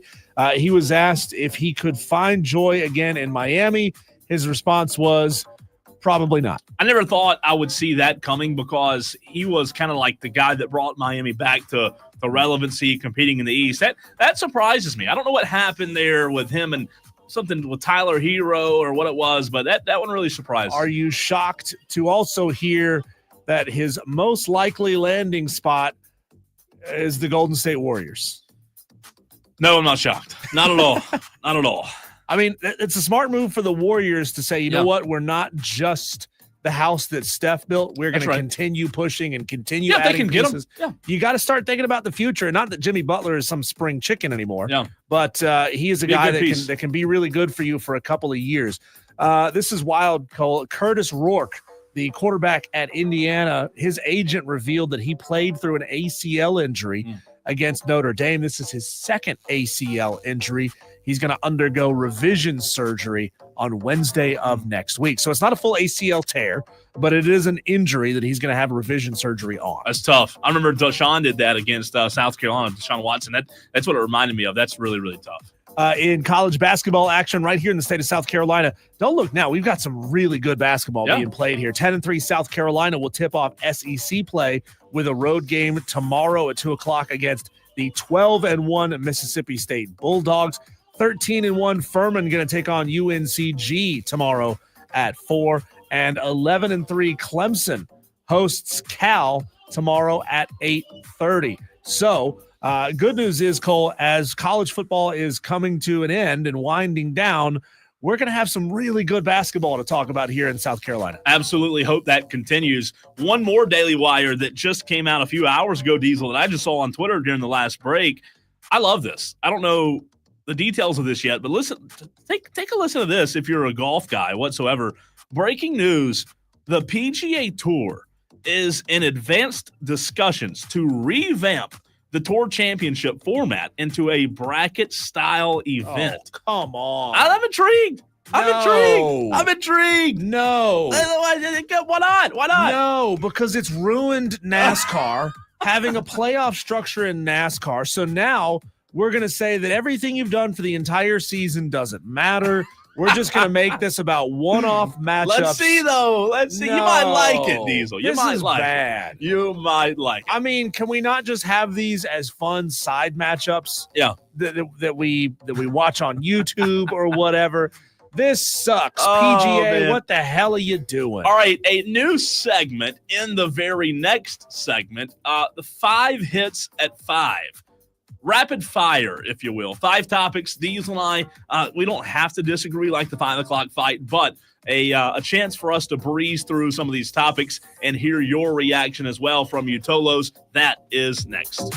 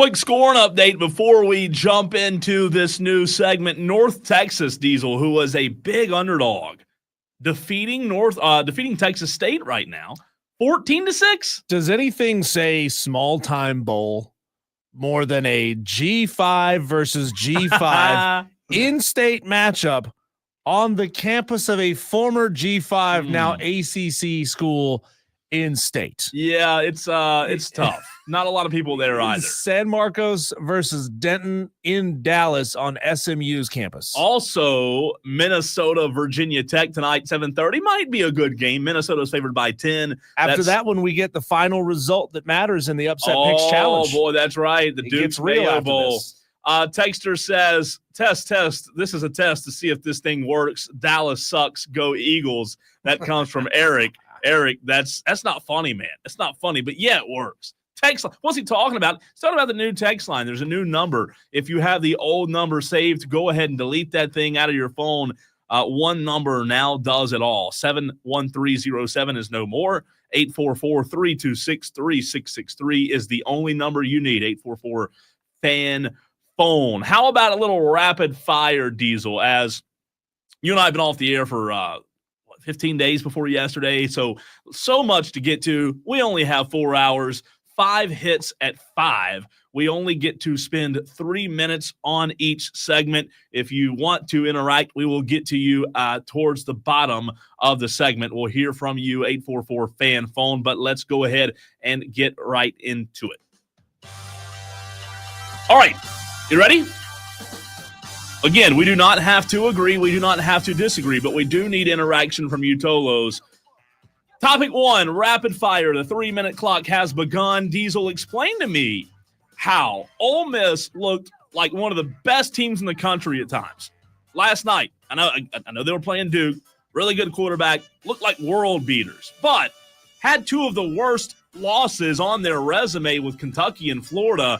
Make it make sense because Ole Miss should have been in the playoff. That's entirely on coaching, right? You can't have the level of talent that they have at Ole Miss and then still find ways to lose games that you inexplicably shouldn't be losing. If you're Ole Miss and you lose a tight game to Alabama, okay, that sort of makes sense. If you lost to Tennessee, okay, that sort of makes sense. They're good football teams, but great football teams don't lose to bad football teams. Average football teams lose to bad football teams. They have so much talent, though. They have so much talent at Ole Miss, and Lane Kiffin's like one of the best. I know you just said coaching, but he's a good coach. He's also a jerk, though. He's been such a total nozzle for the past week and a half, 2 weeks since being left out of the college football playoff. He's upset. All he's done is troll. And he's out there in his post-game press conference after the game last night saying, we made a statement. No, you didn't. You played Duke, who didn't have a single quarterback left on the roster. I think they had to go to Durham High School to get somebody who knew how to throw a spiral to come out there and play. You didn't beat the tar out of a good football team. You beat the tar out of a cripple with one hand tied up behind his back. It was hard for me to gauge and figure out why that team wasn't in the playoff, because I understand coaching. I understand preparation. I think that one thing that we don't talk about enough, Diesel, is the coaching aspect of not the X's and O's, but the coaching aspect of having your team prepared week in and week out. I thought Shane Beamer and his staff down the stretch after the Ole Miss game did the best job of that of anyone in the country, having them focused and prepared every single week. Ole Miss obviously didn't. A loss to Kentucky, a loss to Florida, and I know Florida got better as the season goes on, but Jackson Dart, to me, is going to be a good NFL quarterback. He has the talent, and they have the talent. It was just mind-boggling. If Shane Beamer was so good at getting his team focused after the Ole Miss loss, what happened in the bowl game? Well, the bowl game, again, they weren't prepared. They were not ready. Exactly. But the bowl game's not the end-all, be-all on the season. We cannot just judge the entire season off of a bowl game. That's not fair either. All right, topic number 2 as we move on, Diesel. Has Penn State – oh, boy, this one's going to be tough. I don't know if I'm ready for this. Has Penn State done enough thus far in the playoffs? Okay, they've won 2 games in the postseason, right? Penn State, they have in my mind, a winnable, favorable game, rather, against SMU. They won that. They beat Boise State. Has Penn State done enough thus far for me, Cole Bryson, to eat crow when it comes to Penn State not being able to win big games? They should have, but you could always, and I'm sure you do, look at it and say, yeah, but they just beat SMU and Boise State. Like, they beat two of the, in theory, if you want to be if you want to diminish the teams that they played, two of the weaker teams in this 12-team playoff. Give them a lot of credit for holding Ashton Genty down, because that dude has been running up the field on everybody this season, and Penn State was able to shut that guy down. I think they've done enough. I mean, getting in the playoff is big. Winning not one but two playoff games is huge. I mean, really, what more do you need? You don't want to become one of those guys who says, if you didn't win the whole thing, you won absolutely nothing. Sure. So I said on Monday that I believe they had Diesel. They had done enough. Two wins in the postseason, to me, is enough for me to be able to say, you know what? I was wrong. I'll eat crow.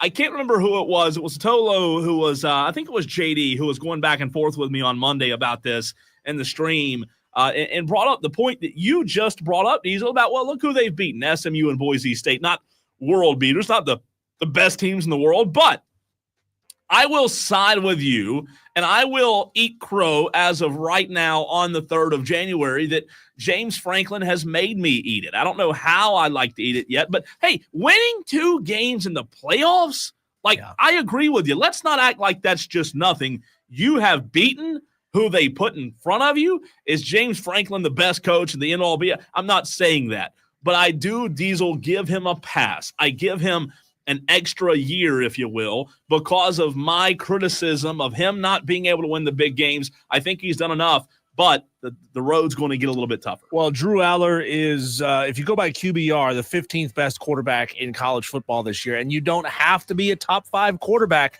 clearly, to make a deep run in the playoff, because there's a lot of good quarterbacks who didn't make it in, and there's some good quarterbacks still left in there, but Will Howard is excellent at the second best. He's a guy that deserves some respect, and it's okay to be a game manager. You can win titles as a game manager. You absolutely can. So James Franklin, there you go. I'll eat crow. You won 2 games in the playoffs. All right, the third topic, Diesel, as we are doing the 5 at 5, if you will, 5 topics, 3 minutes each on each topic. This one's really interesting because you and I talked about this in the second segment of the show today. Texas and Notre Dame, probably to most people, seem like the 2 favorites that will make it to the national championship. But I'm asking you, and I'm asking the Tolos at 844-326-3663 to tell me why it won't be Texas versus Notre Dame for the national championship. 2 words for you: Ohio State. Because Ohio State is elite as it gets, and they're playing great football right now. They've got a tremendous amount of talent on that roster. They're just decimating teams right now. They've had 2 games in a row where they looked incredible. I mean, it's not like they're just squeaking out wins. No, they're not. It's not like they made a mistake and almost gave up the game or needed some crazy thing to happen at the end. Ohio State's playing really clean football right now. Have you seen the spread on that game yet? Ohio State, Texas, January the 10th, that is 1 week from today, I believe. Friday. Yeah, that's next Friday. Guess the spread. Ohio State, Texas, 1 week from today. I'm going to say Ohio State minus 2.5. Ohio State minus 6. Wow. So, okay, talk about some motivation there. Smitty brought that up. He said South Carolina being 10-point favorites might have been the motivation that Brett Bielema needed over the 30 days or so that it felt like they had to prepare for that game. You know what's interesting? I agree with you. I think Ohio State does win. And I know I'm asking you to tell me why it won't be Texas Notre Dame, but Diesel, maybe, just maybe, that the segment we opened the show with about the SEC leveling out, what it will take for me to be convinced that the SEC has leveled out, that I'll side with Madcraft, that I'll side with whoever else is anti-SEC. Maybe this is what it'll take. Maybe it's Texas losing, and what if it wasn't close? What if Ohio State just shellacked them? What if we got an all Big Ten national championship? I mean, we talked about it. What year was it the last time we had an all SEC national championship? But people saying this isn't fair, this isn't right. Well, this is how the tournament played out. It's interesting. I love Ohio State. I just don't know. I don't know. I think Ohio State wins, but I still, as of right now today, 1 week out, I still think it's going to be close. Maybe I'm wrong. Maybe they blow them out, but it's going to be a lot of fun. Again, maybe that's what it'll be that sways me, Diesel, to believe, okay, I'll admit the SEC, they have leveled out. They are no longer the top dog of college football. It'll be a lot of fun. All right, 2 left in the segment, rather, as we are doing 5 hits at 5. You can participate at the very end after we're done with these 2 segments. Get your text in now, though, 844-FAN-PHONE, 844-326-3663. Number 4, this one I know you'll love. This one will hit home for you. This one is going to be fun because you and I both have a strong opinion on this player. Diesel, I did a sports spin, which airs on our other stations here at Odyssey Greenville, about how sometimes players change locations. They go to different franchises. And when they do that, it sometimes changes the way we as fans think about them. For example, I didn't like Tom Brady in New England. Went to Tampa Bay, I liked him. I loved Aaron Rodgers in Green Bay. Went to New York, couldn't stand him. So the question is, did Aaron Rodgers, did his tenure in New York taint his legacy? No, he did a fine enough job of doing that all by himself. New York City had nothing to do with it. You don't hear stories of Aaron Rodgers out there doing peyote or ayahuasca and doing jujitsu in Central Park, being an idiot out in public. So the city that he's in has absolutely nothing to do with Aaron Rodgers being a total tool. Aaron Rodgers is a total tool because he believes he is the smartest guy in the room. Every room he goes into, nothing that he says the team needs to do applies to him. I mean, he's just a total jerk, and he's clueless. He's oblivious of the fact that he's a jerk. That is called being a sociopath. I agree with you that he's a tool, but on the field, like his game itself, I will disagree with you here. I'll say it was tainted because the way that I viewed Aaron Rodgers leaving Green Bay was one of the best quarterbacks of all time. I know, everybody knows that Tom Brady is the GOAT. Tom Brady is the greatest quarterback. He will be the greatest quarterback. I don't know if we'll ever see a quarterback accomplish what Tom Brady accomplished. We said the same thing about Michael Jordan. We saw the same thing about Michael, and thus far, nobody's got the championships that Michael has. Mahomes, great quarterback, generational type quarterback, right? I always felt the same way about Aaron Rodgers in Green Bay, that my eyes told me he was one of the best quarterbacks I had ever seen, ever. Just the most skilled, what he could do with the football. And him going to New York, I know he's a tool. I agree with you there. But I think him going to New York and playing at a lesser level is the conversation that you and I have a lot of times about when should an athlete hang it up. I think he waited too late. And I think his play, which has not been good in New York, I think it has tainted his legacy, and people will now view him as a player differently because of what he did or didn't do in New York. Aaron Rodgers had a lot of belief in himself and failed. Wow. We're shocked. And one more as we will get to the Tolo reactions here very, very shortly. But this one is one that this one could strike a nerve in the upstate, and I don't intend for it to strike a nerve, Diesel, but it could. Here's the last one. I saved the best for last for you. You and I both know that Clemson had a good season. Did they have a great season? That's up to you to decide. They backdoored, in my opinion, their way into the ACC championship game, won the ACC championship against SMU, and therefore got a bid into the college football playoff. did not play the best against Texas. Obviously, we know the result there. The question is, and I think we briefly touched on this early, right before Christmas. Do you consider the season as a whole for Clemson in 2024 a success? The season as a whole, do you, Diesel, Tolos, Clemson fans, anyone out there at 844-FAN-PHONE, do you view it as a success? A success, yes, but you qualify that in saying it's a mild success. Okay. I like the results were there. You won the ACC. You put up a lot of yards, a lot of points in a handful of games against your own conference. And then ultimately, by the end of things, you just didn't have what it took to advance in the college football playoff. I don't want to be that kind of fan who, like I mentioned earlier, if they didn't win the whole thing, then it was a failure. I don't want to ever make any coach or player feel like they have to be the national champion or they suck.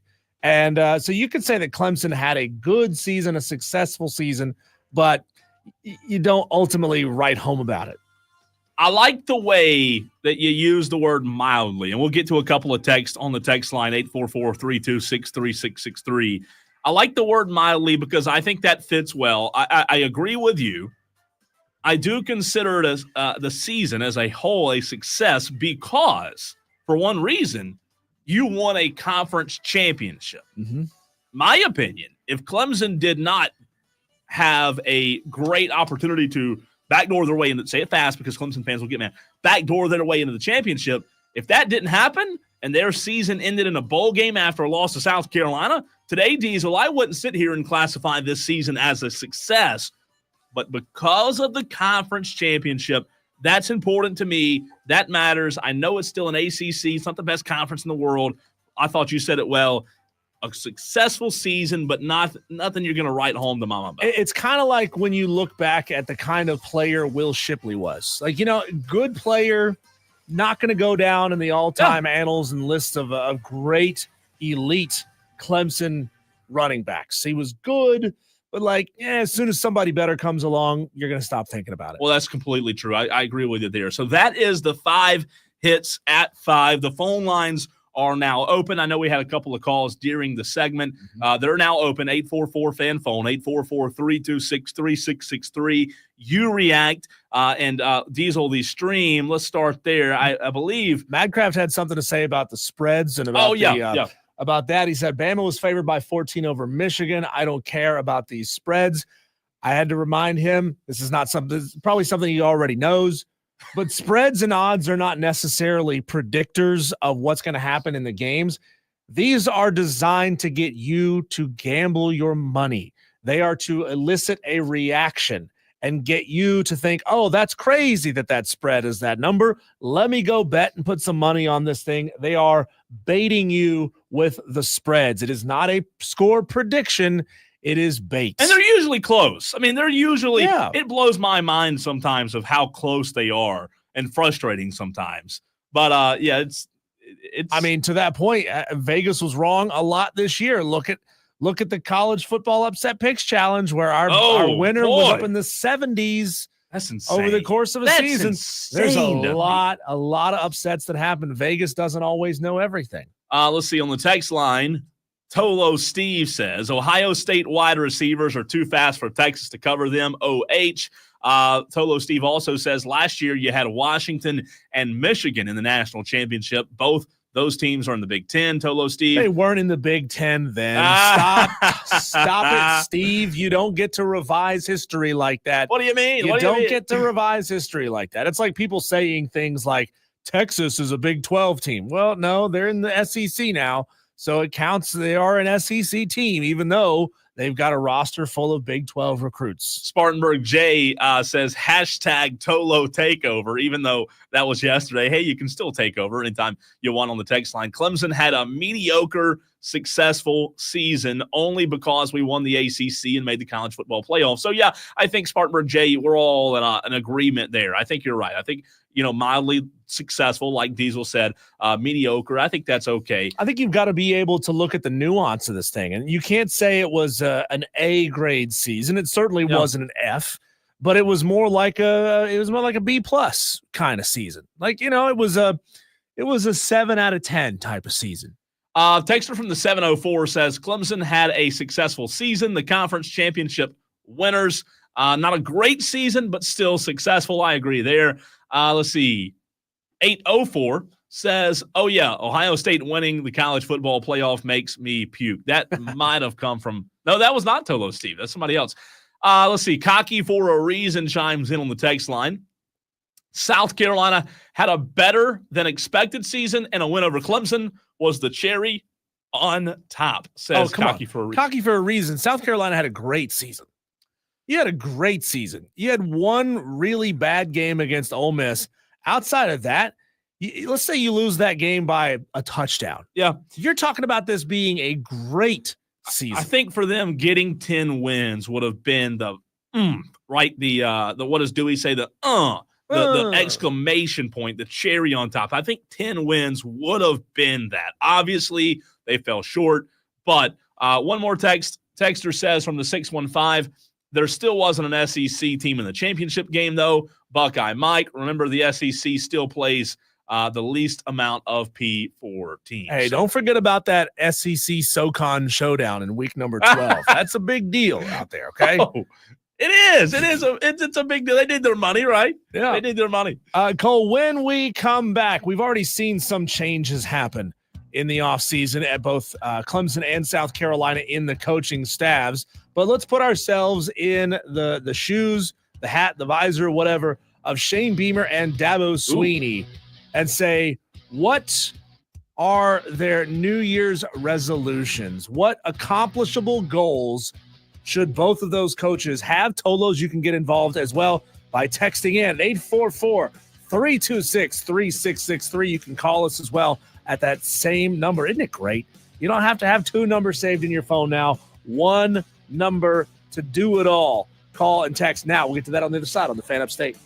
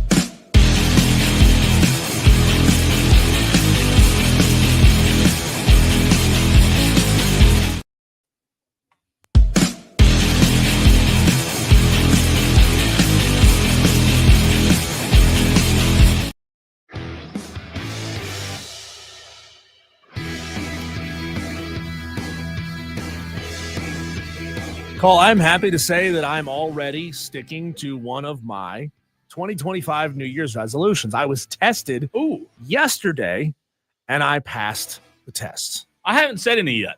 You haven't? Did you actually make some? No, I'm going to at some point. There you go. I mean, maybe July. What was yours? You get to around November, you say, I'm pretty sure there's a good chance I'm not going to rob a bank this year. So you know what? I'm going to go ahead and resolve it now So what was for the it? rest of the year. My resolution, and I'm getting up there in age. I'm 40. You can't just go out there eating anything you want. And it's especially poignant, Cole, because sometimes we walk into the kitchen downstairs and there's just random food on the counter. And my resolution for 2025 is to not eat random food that I find in the kitchen. And then this is not Probably like safe too. Yeah, no. This is not like Jimmy left his lunch in the thing and he put his name on. That's not what I'm talking about. Yeah, Rob Jones left his lunch. Well, Rob Jones might cut you. I don't know. No, but there were 2 boxes of Papa John's pizza sitting on the counter. When was this? Yesterday. And you didn't tell me? Oh my God. Well, you never. I would have had your that's the thing. resolution. You never know how long that pizza has been there.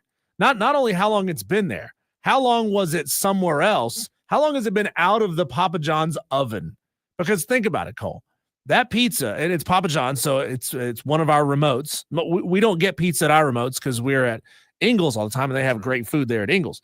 But a normal remote, like a B93.7 or a Planet remote, they have pizza. Mm-hmm. So that pizza was made at some point. It went to an event, sat out in the open for potentially up to 2 hours, was loaded into a dirty station van, brought back to the studio, and set on that counter, and then it just sat there waiting for me to wander by it. Yeah, I don't care. It's just bread. No, come on, dude. It's also cheese. Actually, they were both cheese pizzas, so I can't say like, oh, there was sausage and meat and stuff like that on it. They could go bad. I've eaten worse. Well, me too. That's why I'm making it a resolution to not do that anymore. You're doing good. That's good. Because like your body eventually is going to say, nope, we're not doing this anymore, and it's going to come out one of 2 directions, and it's not going to be good either way that it comes out. You're not going to enjoy any pizza. I didn't eat any of the pizza. I'd have ate it for you, but I didn't know about it. Well, I will eat it next time. There was might still be down there. No, I'm good. If it's a day, now it's got I'm another good. 24 hours on it. If it's in the refrigerator, it's okay. I mean, it's nothing like it wasn't in the fridge. It was on the counter. Breakfast pizza, right? No. I love it. I love it. I don't eat cold pizza, but I do have a secret here, and we can maybe get to it at the end of this segment here. The perfect way to heat up pizza, if you want great, like it was straight from the pizza oven for perfection. The next day, I'll tell you how you can do that at the end of this segment, Cole. But yeah, that's my resolution. You maybe wait. Stop eating. Yeah, you have to wait 10 minutes. Yeah, I can't wait 10 minutes. Do you want to know right now? now? I know now. Okay, it's very simple. It's very, very simple. Okay, it's in the oven. Yeah, but here's what you do: you take your cold pizza out of the fridge. Okay, you put it in a cold oven. And then you turn your oven on to like 425. Oh, that's hot. And then as soon as that thing beeps at you and says it's preheated, take your pizza out. So what it does is it brings your pizza up gradually. Instead of blasting it with high heat for a while, it brings it up gradually, doesn't dry it out, and it's perfect. I'll tell you what I do. You might think this is weird. If I go get a pizza somewhere like that, let's say wherever, I'll take it home and put it in the oven again. Of course. Before I even eat it. Most of these places, they don't cook their pizza. No, I like it. I like it. It's got to have a little crunch, little crispiness. Yep. That's good. That's a good tip. But look, I'm proud of you for your not eating pizza. Now I'm freaking not eating countertop pizza. That's actually, okay. I got you. That might be what I need to get for dinner tonight. Can somebody DoorDash us a couple of pizzas up here? I mean, is this thing on? You really want to pay $40 for a $10 pizza? Where at? Oh, DoorDash. Oh no. All those stupid fees. No, I'm Come good. on. I'm not above the $5 pizza. Do you DoorDash a lot? No. Good. Because it's a ripoff. The last time I DoorDashed with me and you got coffee up here a couple of months ago now. How much you pay for 2 coffees? This is great sports talk. No, I think it was like $20. $20. 25 for like $9 worth of coffee. Yeah, I think it was. It was a lot. DoorDash. It's a scam. It's a scam. It is. But sorry, not to all you working DoorDash right now. Oh God, sorry. yeah, that's right. And you know it. Hey, easy. Sorry, DoorDash Tolos. JD does DoorDash. I'm sorry. Well, he's JD. different, clearly. And I don't think he hadn't seen him today. Somebody Where's put he an APB out. But anyways, I thought hadn't he was at the. I thought he was at the Publix waiting for Oh. Wesley to come no, after it him. wasn't Wesley. Who was it? T-Swizzle. God, that was bad. I have not made any New Year's resolutions yet. I might at some point. No, but I hadn't yet. I just hadn't thought about it. Do you normally make resolutions? No, I don't. I mean, I've had really like, you know what? I'm operating at about a 5 all the time, and I don't want to be a 6. No, or I a mean 7. it's just like, why make a resolution if you're going to break it? What's the point of I mean, what is the point of even doing it? No. Do any of our Tolos have resolutions? 713. Oh, no! I didn't say all of it. I didn't say all of it. 844-326-3663. 844-FAN phone. You can text and call the same number now. Isn't that crazy? You know what? I think our Tolos out there do have some good resolutions, but I don't know. I don't know if resolutions are anything more than just like a marketing scheme, like a, like, hey, just, let's all make new. I'm surprised somebody hasn't who's marketed. Nobody's making That's money. What I'm saying. I'm that. surprised they haven't yet. Somebody needs to, just like the whole breakfast thing. Breakfast is not, like they say, breakfast is the most important meal. It's not. Breakfast is not the most important meal. No. Yeah, you got to start off with the cereal companies and breakfast companies way back when, they told you that so you'd buy their breakfast. It's not important. It didn't mean it. I never eat breakfast. I'm still alive. What time do you normally eat your first 11? God. And then do you still cram 3 meals in for the rest of the day? No, just 2 big just meals. 2. Just 2. Yeah, fascinating. And look at Cole Bryson, pillar of health over there. Yeah. Clearly. Okay, so all right, back to the conversation. Dabo Swinney and Shane Beamer, what would or what should their New Year's resolutions have been? Now, Dabo obviously already took care of one big one and sending Wes Goodwin down the road, gave him his walking papers. He's gone. So let's pretend that one already happened.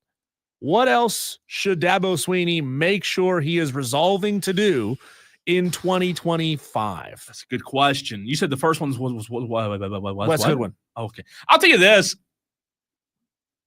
I think Dabo, if he were to have a list of resolutions that pertain to football, right? Not his health. Sure, right. Not football resolutions. His faith. Football resolutions. I think that Wes Goodwin, you said that. Dismissing him, that's important. I think his resolution needs to be more unloyal. Don't be as loyal. Don't be as loyal. Because you want Dabo to be duplicitous? Yes. Here's why. You messed up the hire with Streeter. You messed up the hire with Wes Goodwin. You've set the program back. You've got to be less loyal, Dabo. You've got to be more focused on going out there and getting the best coaches. Because I'll tell you this defensive coordinator hire that he's about to make, I'm sure he already knows who it is, it's huge. I mean, this is a big hire for Dabo. So him going out there and not look, no offense to Lorenzo Ward, good DC at Carolina, great guy. I know him personally, fantastic guy. He's like 6 foot tall. 7 foot tall. He's huge. However, Lorenzo Ward is not the best option out there in my mind. I think Dabo's got to be less loyal and go get the best available. Mark L., the Delta retiree on the stream, says, my resolution for next year is to freaking do better on the Upset Picks Challenge than I did this year, but I still did better than Cole. That's not saying much, though. I mean, you didn't finish last. Congratulations. I think all of you Tolo's resolution should be to interact with the show more. Ooh, that's a good next year. I don't know how Madcraft's going to do it. I don't know how JD's going to do it because those two are all over it every day. Yeah. We got some great dedicated Tolos on there, but the rest of you, here's a prime resolution that I think a lot of you Tolos should do, and we harp on it a lot. Put your name on your text. That's a good one too. That should be your Tolo resolution. Yeah. Even if it's not your real name, put a name. Yeah, but we can Stage identify name, you because it's better if we name. can. Yeah. Wow. Okay. Just a name. Stripper name. Stage name. Yeah, whatever it is. Just a name. You just put a name on there. What would your stripper name be, Cole? Oh, God, I got to think about that. Peter Ridewell would be mine. Yeah, I thought about that one for a while. I hadn't thought about it. I hadn't thought about it. You gotta. I'll get back to you though. You gotta have those ready to go. Texter says Dabo should grow some. I don't think he means height. I think he means like grow some. Some gabagools. Maybe so. This is Dewey. Dewey found the text line. Dewey's texting in. All right. Beamer needs anger management. Says that's funny. That's funny. No, for Dabo Swinney, his resolution for me, I'm going to go the opposite of you, Cole, is be willing to be flexible on the transfer portal, but also resolve to not go to the extreme that other coaches have. Yeah. If what you want to say, and I'm not sure that putting a hard number on this is the best way to handle it, but if you want to put a soft number of 5 recruits a year, 5 portal guys a year to fill your needs, Cole, because it's funny. We both have said Dabo needs to do the portal more. He needs to be more aggressive in the portal. And we talk to different Clemson pundits that come on the show, and they all say, well, they've tried. They've tried to go get portal guys. They just haven't been successful. Why the hell not? You're a 2-time national champion in the last 10 years. Try harder. Clemson, try harder. Like, I don't really believe that you're really trying all that hard. Yeah, you may reach out to some guys, but you're also not willing to do ultimately what it takes to go get guys out of the portal. I think Dabo needs to set a number in his mind of I'm not going over this many guys in the portal, so that way I can still maintain I do it through high school. I want to keep guys in the program as much as possible. Keeping a hold on that identity, Cole, because we've seen how the portal can really put a program back and set a program back like Florida State if you're too invested in it. No, it 100% did. It completely ruined. Let's just call it like it is. It ruined their program. It did. I mean, they're at rock bottom right now. Can it get any lower? I would be shocked. No, let me rephrase that. I wouldn't be shocked if Florida State and Mike Norvell came out and said, you know what? I'm not using the transfer portal anymore. Ooh. Like, it's going to be a rough couple of years. Yeah. But we are going to rebuild this program through elite high school recruiting. That's the way we're going to do this. That's the way I'm going to run this program. Look, I went all in. I don't think he has time. I tried. I tried to do it. I bought into the pressure. I gave into the pressure, but I'm not going to do that anymore. I ask for your patience to rebuild this program in the right way. It's going to be tough, man. I don't know that any coach is going to be given a long enough leash to do it, but it almost feels like it should be done. Well, look, you have to have a mix, right? You said it. You can't just completely use the ball. And it's interesting what you said about Dabo. I mean, I think he will. I think he, especially, keyword especially, if he hits on this kid from Purdue at defensive end, and this guy turns out to be really good, I think that could help open Dabo's mind to, hey, one guy came in, filled a need, and maybe I can continue to do this more. Again, it doesn't have to be your MO, it doesn't have to be your identity, but use it to your advantage where you have depth issues. I still think they could have gone in the portal at the beginning of the season for a running back or last year and maybe added some depth there because the running back position hurt them. Not only the defense that was not good, but the running back position hurt him. And to the texter's point who said Shane Beamer's resolution needs to be to get a hold of his emotions even more,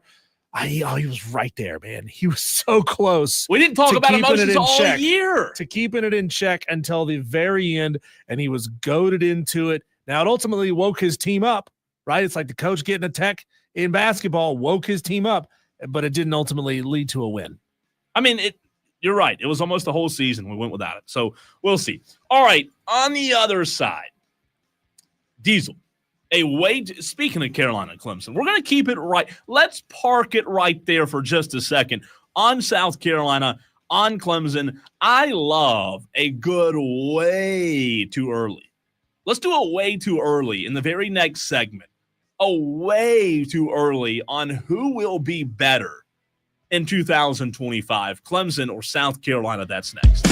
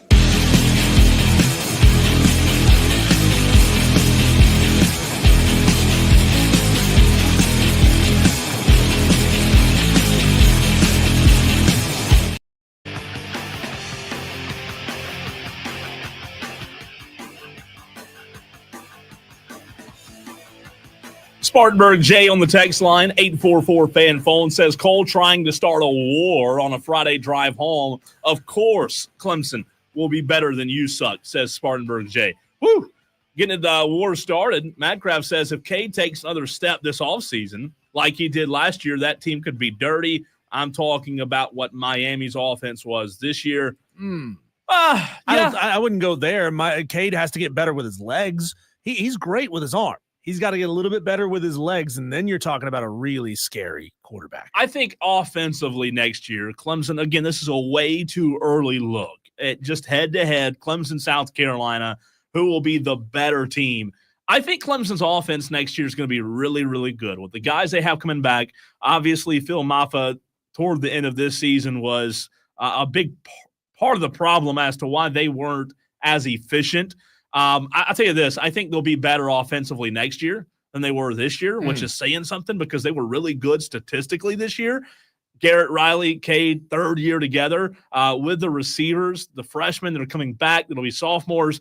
I think they're going to be, to Madcraft's point, a very good offense in 2025. Offensively speaking, I think South Carolina is just going to be a little bit, compared to Clemson, incomplete on the offensive side of the ball. And obviously we don't know what their running back situation is going to be. And you can say the exact same thing for Clemson there as well. Lenore Sellers is going to see an improvement over the offseason. He's got some weapons returning in the receiving core. I think Clemson's receiving core is just going to be a little bit deeper and a little bit more complete. But we're talking splitting hairs here. Well, I think Clemson's going to have the better experience at receiver in 2025. The good news is these two teams played late in the season, so obviously they'll have experience on both sides by the time they play. But if we're doing a way too early look ahead, South Carolina's guys that they're going to have coming in are going to be young. It's going to take time, going to take development, especially at the running back position, as you mentioned, for both teams. Yeah. But having Cade and those receivers return, I think offensively gives Clemson a leg up. Well, here's, you look at the depth chart that South Carolina is likely going to have going into next season. Certainly you're going to get Nick Harbor back. You're going to get Mazeo Bennett back. The problem is you're going to lose Gage Larvadain. You're going to lose a lot of the depth behind them as well. So I think they may end up being just a little thin at that position. I think you're going to have great skill guys on that team, and being the ones on that team are going to be really good. Behind them, though, it's going to be a different story. Now, defensively, it'll be interesting to see which team obviously is better in 2025. What's interesting is Clemson, just like I said Monday or yesterday with you, Diesel, Clemson, in my mind, had too much meat left on the bone defensively. Wes Goodwin now out. They'll have a new defensive coordinator in 2025. South Carolina bringing Clayton White back as of right now, right, is huge because of the momentum that he has with the program. He's a fantastic defensive coordinator. They're losing guys, though. They're losing dudes defensively. South Carolina is, especially from some guys that were from the portal. So I'll tell you this. I think defensively it'll be more even than people think. However, how quickly can Clemson's defense gel with a new coordinator? I don't think it'll take long, especially in the ACC. But how long will they take to gel? They've got dudes. Clemson has a lot of guys on that defense, and they're going to have a lot of some solid guys returning next year who have already announced that they'll be back. So they should be good next year, but there are still question marks. We're going to find out early, Cole, because they're starting the season next year the same way they did this year with LSU. Now, this one's a home game, so you got that going for you. But then you've got your Troy and your Furman game down the stretch. It would be, if I'm a Clemson fan, I'd feel a lot better about playing Troy first and then LSU second and giving your guys a little time. That old adage, you learn more about your team from game 1 to 2 than you do all off season. Well, and it's going to be a tough spot. I mean, we'll see who they bring in on the defensive coordinator position. Have you a coordinator, a brand new defensive coordinator, and his first game is against Brian Kelly and LSU. And I know it's a home game, but that'll be tough. I mean, I don't care where it's played. It's going to be tough. That should be a fun one. But you know what? Heck, here we are, January 3rd, right? It's still a lot of question marks, a lot of things that have to be. I mean, I think Shane Beamer said it best, Diesel. In the current era of college football, when you utilize the portal, you don't know who your team is till May. So there's a lot of time. That's true. You could feel like you know who you got coming in, and then they pull the rug out from under you. They leave during camp, and you may be dealing with a different situation. But hey, like you said, Clemson is going to have a lot of their defensive guys back. TJ Parker, Peter Woods, both back. Sammy Brown is coming back on this team. Avian Terrell is coming back on this team. Khalil Barnes announced he's back. You're losing Wade Woodaz, and you're losing Peyton Page. Outside of that, you're going to have a fairly solid unit going into 2025. When we come back, Cole, a conversation that we had with Smitty, Matt Smith of Sports Talk Media Network. We kind of covered the gamut of all things college football, and of course brought it right back here to the state of South Carolina to get his reaction on the changes on both of these staffs. That's coming up next.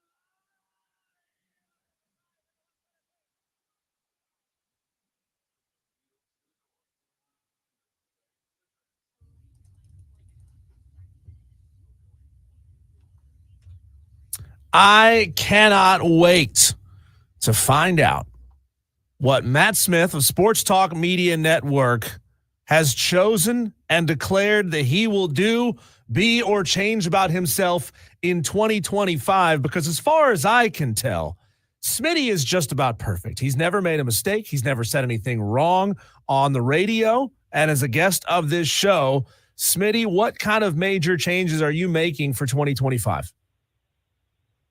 Well, anybody that has listened to your show for any length of time knows I've been wrong about half the things I've said in our interviews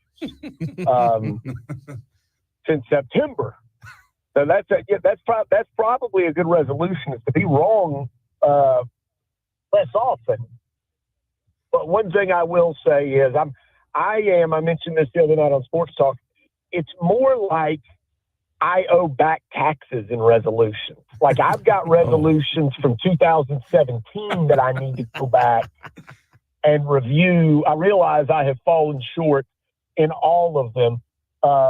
But I will tell you, I do think for those that may be really interested in what everybody does for a resolution, what I would love to do is do a better job of keeping in touch with my friends. I lose touch with them, and then, you see them 4 years later. Cole, Diesel, I count you among them, and then you see each other so infrequently, and then you realize time has gone by and your lives have changed, and your friend might have a new child whose name you don't know. And I try not to do Facebook, because I think that is the potential inflection point that will eventually our society will implode upon.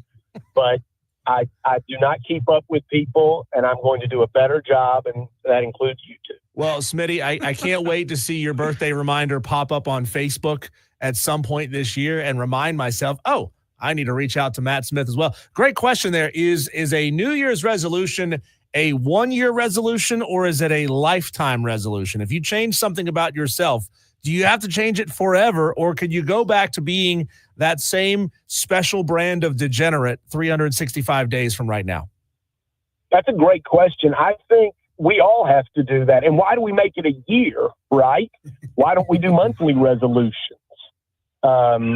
Yes, and I tend to agree with what you just said. And also you have to revise these, right? You may say, well, listen, I really need to lose some weight. And then before you know it, you look like Kate Moss. I need to gain weight. I need to bulk up. I want to look like Brock Lesnar. So you've got to revise as you move along. I'm going to do that. I'm going to start making monthly resolutions. Well, everybody follow my website, and I'll make monthly resolutions. That sounds good. We do appreciate Smitty. Happy New Year to you and your family. We appreciate you tagging along with us on Fridays during football season as we're putting a bow on our football season. But before you know it, we'll blink in August. We'll be back here and we'll be talking again. But looking at the current college football playoff, you told me and Diesel a couple of weeks ago when I asked about what you would change, you said, ho, let's hold off. Let's wait and see how this one actually plays out before we cast judgment. Now that we've seen it play out, Smitty, the teams that had a bye, they were all underdogs. They all lost in their games. They're 0-4. What do you make of what you've seen so far? Yeah, it's a good question, but I still think we need to wait longer, because I think this is going to take longer than 1 year of experimentation, because was that an outlier? As you mentioned, all the teams with a bye lost. All the conference champions are gone. Yeah. The conference champions went 0-5. That includes every conference champion that was in the field.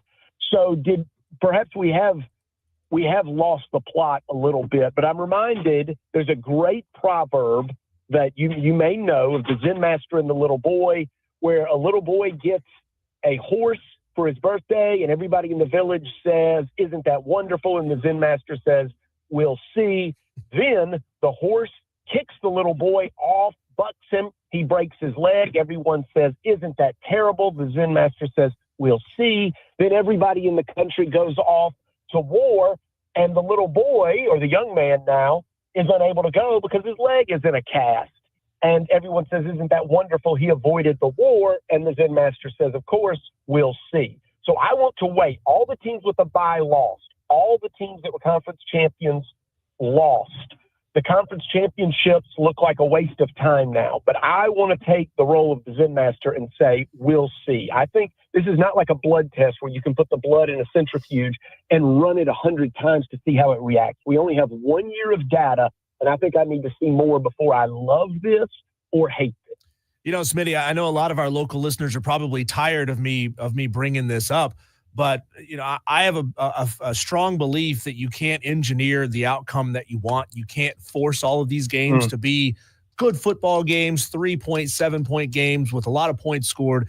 You're gonna see odd things happen when you tweak the format, when you change things to try to build something specific, an outcome that you want to see happen. It's always going to go awry. We're always going to see odd things happen, and we saw it this year with Boise State being a conference champion that got a first round bye. That's an odd outcome, and in most years that probably wouldn't be the case. So I don't want to go knee-jerk reaction changing the format of the college football playoff to try to eliminate something like that when next year or the year before or 2 years, 3 years down the road, we could see that scenario or something similar to that pop up because another unintended consequence happens. Are you in agreement that we need to leave this thing alone and not change a thing for a couple of more years?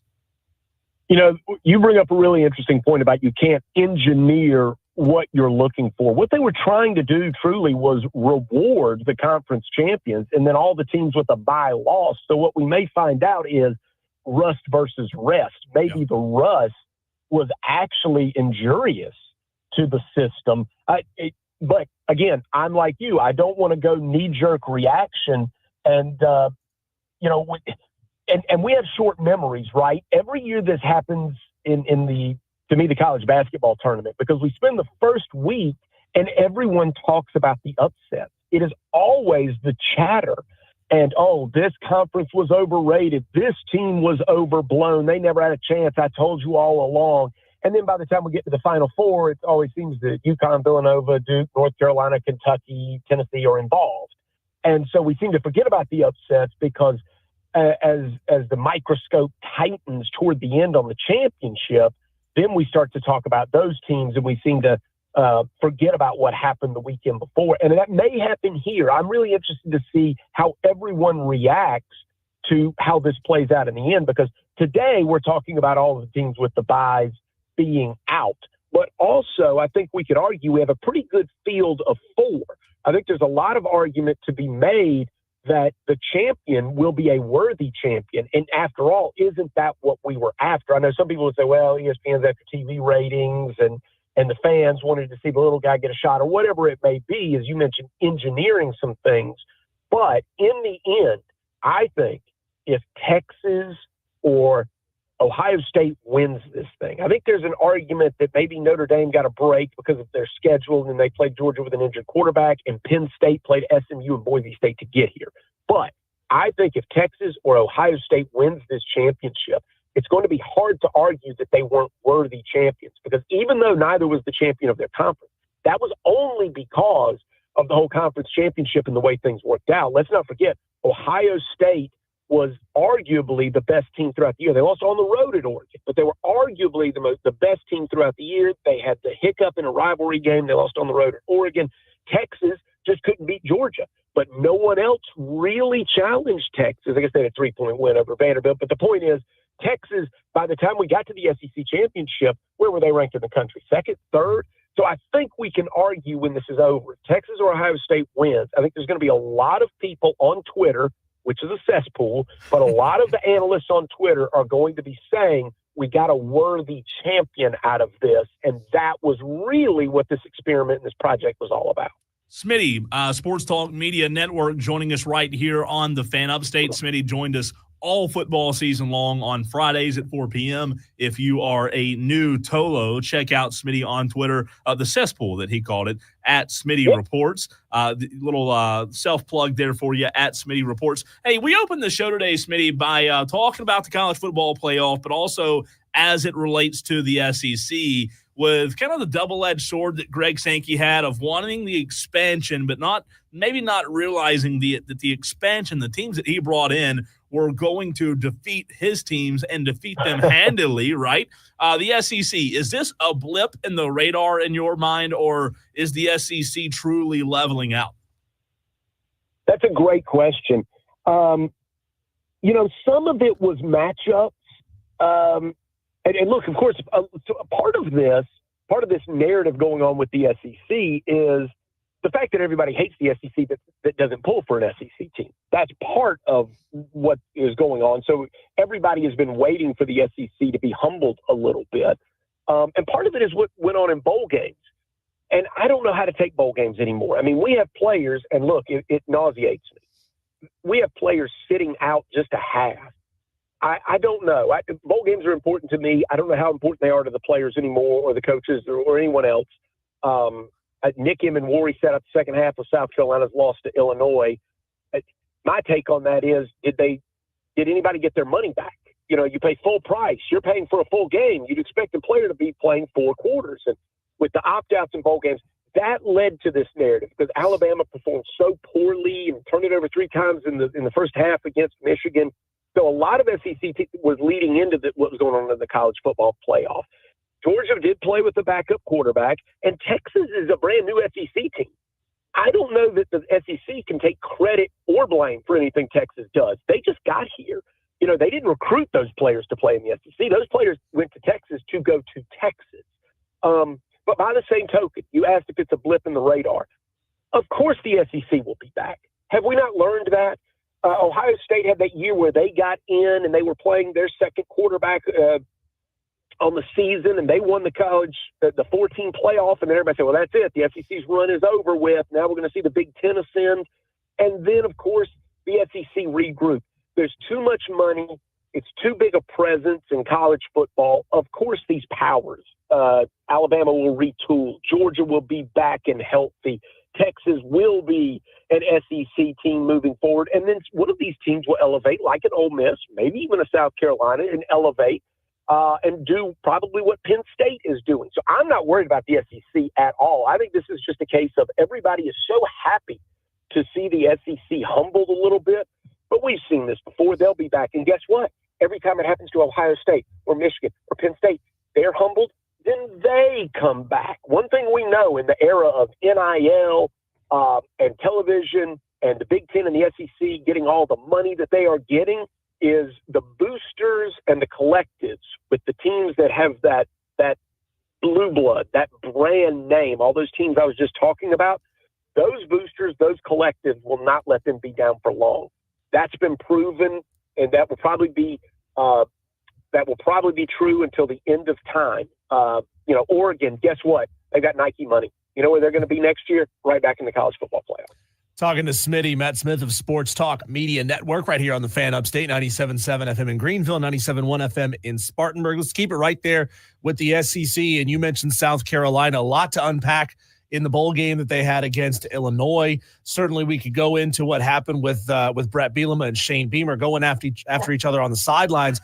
But how would you grade Mike Shula's performance in his first game as OC? Because I saw a team that was playing a little scared, that was playing very, very conservative and trying everything they could to keep LaNorris Sellers out of harm's way. And it just led to a boring first 2.5, 3 quarters of that game. Obviously, that situation with Bielema and Beamer kind of woke that game up and made it interesting towards the end. But what were your thoughts on Mike Shula's first go as OC at South Carolina? There is a lot to unpack with that, and I'm hesitant to really grade a coordinator. What I saw, for one thing, I want to point this out. Underdogs seem to do well in this new era of bowl games. I don't know how they did historically, but underdogs are doing really well this season, and that even the SEC, as I said, they were humbled. Some of those teams were humbled and they were favorites, but then there's also teams you could point to like LSU, which was an underdog, which rolled. So I just think there's a lot of motivation when you sit there for a month and you stare and you look and somebody tells you you're 10-point underdogs. And I think that Illinois played out of their minds. I think the way that Brett Bielema behaved, while I found that despicable behavior from a head coach who's supposed to be the voice of reason, I also would say I think that's what he was doing to his team for the last 3 weeks. Needling them, needling the Gamecocks, saying that his team didn't get any respect, playing the underdog card. And I think that happened to a lot of people. So I think that's an element here with what happened to South Carolina. Now, about Mike Shula, I think South Carolina may have fooled themselves just a little bit. They didn't run the ball traditionally, meaning with the running backs and the handoffs, the way I thought that they should have. They were getting yards, but they didn't utilize those players the way I thought they could have in Howell and Attaway, even though they were having success, because I think they went in with a game plan that they weren't going to do that. That because they didn't have Rocket Sanders, they weren't going to give it to the running backs 25 times. And I thought, personally, some of the plays were open. I thought Sellers was rusty throwing on the move. I mean, we're really digging into the weeds here, but I think when you take that time off, even if you're practicing throwing on the run, I thought he missed some really open receivers while he was escaping the rush, plays that he had made in the second half of the season, throws that he had put right on the numbers. I thought he was slightly missing. Think about the touchdown that was missed. And also, I'd have to say this, forget about Mike Shula for a second. What about Shane Beamer? I really believe South Carolina is still living on reputation of being a great special teams program. They weren't this year. Herrera missed another kick, and then there was another fake that didn't work out that was not wide open. I know it was well defended. Maybe they could have made that play, but also you didn't fool Illinois. The only special teams play that South Carolina made was recovering a surprise onside kick. So that was a good play, but Illinois could have gotten that one. So Beamer's he's got to go back in the lab in terms of what they do special teams and make the decision whether they need to pull all those gimmicks that he keeps trying to pull. But I think throughout this year, Shane Beamer, I think he learned some lessons. He went for it on fourth down early in the game against Ole Miss. It didn't work out. We saw him go for it on fourth down a few times that didn't work out throughout the second half of the season, and that offense kind of bailed him out. And the kicking game, the punting was great. Kai Kroger, I mean, we should always say that. That's an All-American punter. But the kicking game, Alex Herrera, and I don't just mean the kicks that Herrera missed, which he did miss some big ones, and he missed another big one. Not just the kicks he missed, but the decisions of when to go for those kicks. I thought they went for some kicks throughout the season when they should have gone for it on fourth down or punted. And then on other times, I thought they went for it on fourth down when they should have kicked it or punted it. So I just think Beamer didn't have a great game either. So with Shula, I'm going to give him an incomplete. I don't know, but with Beamer, that was not a great game for him, especially missing the fake. That came back to haunt them. If they kicked a field goal there, then later they could have kicked another field goal and gotten back in the game, tied it. Smitty, my last question for you. Your reaction to Clemson departing ways with defensive coordinator Wes Goodwin and the search that is now on for a new defensive coordinator for Clemson, and who you think the Tigers should and can go after? I don't know who they should go after. I knew someone was going to fall on their sword at Clemson, and Wes Goodwin just seemed like the most likely candidate. If you look at the personnel that Clemson put out there in the front seven this year, there's no way they should have been this bad against the run. 292 yards against Texas, and I don't recall. I was covering the Louisville game when Louisville ran up and down the field on Clemson's defense, and that was off a bye week, and you just can't have that. So I always thought Wes Goodwin probably took too much blame, but at the same time, you give up 292 yards in the college football playoff. Yeah. That's this business. That is this business. The business you chose is one where if a 20-year-old kid is not where he's supposed to be consistently, you get fired because that's what you're in charge of. I'm not saying it's an easy job, but you know what? It pays really well, and he'll probably land on his feet somewhere. Now, in terms of who Clemson will go out and get, I don't know. You can give me some names, and I might be able to react to them. I know David Hood and Grayson Mann are both writing about this. I was about to click on their story when you called me. Mm-hmm. Smitty, here's a really interesting piece of news that's just come out over the past couple of hours, also being reported by the Clemson Insider.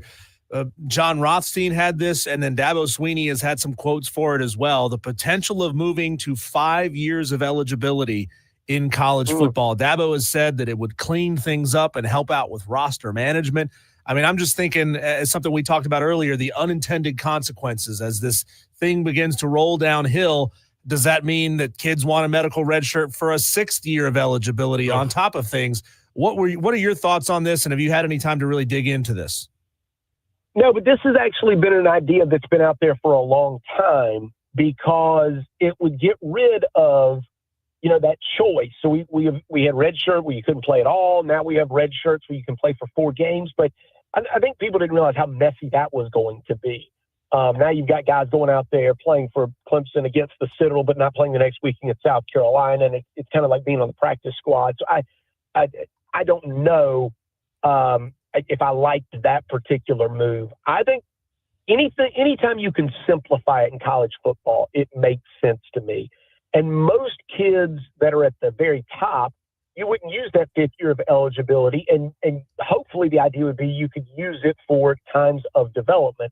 What you're always going to be up against, we have to remember, is Title IX. Roster management has so much to do with Title IX because obviously you have to have scholarships in the female sports to matching up to all the 85 that you get at Clemson. And I think they want to simplify things, meaning the coaches. And I really think that they want that 5th year of eligibility so they can truly develop players and try to keep them in the program.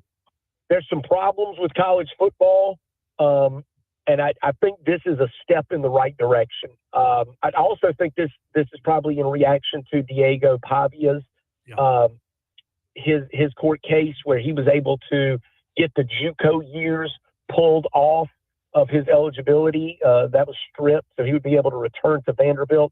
And I think every time we turn around, what we realize is the NCAA was operating in a world for a long time that nobody questioned. And then once you started to pull the magnifying glass out, you started to realize a lot of this isn't going to hold up in court. And once players and parents and schools were savvy enough to take the NCAA to court, all this unfolded.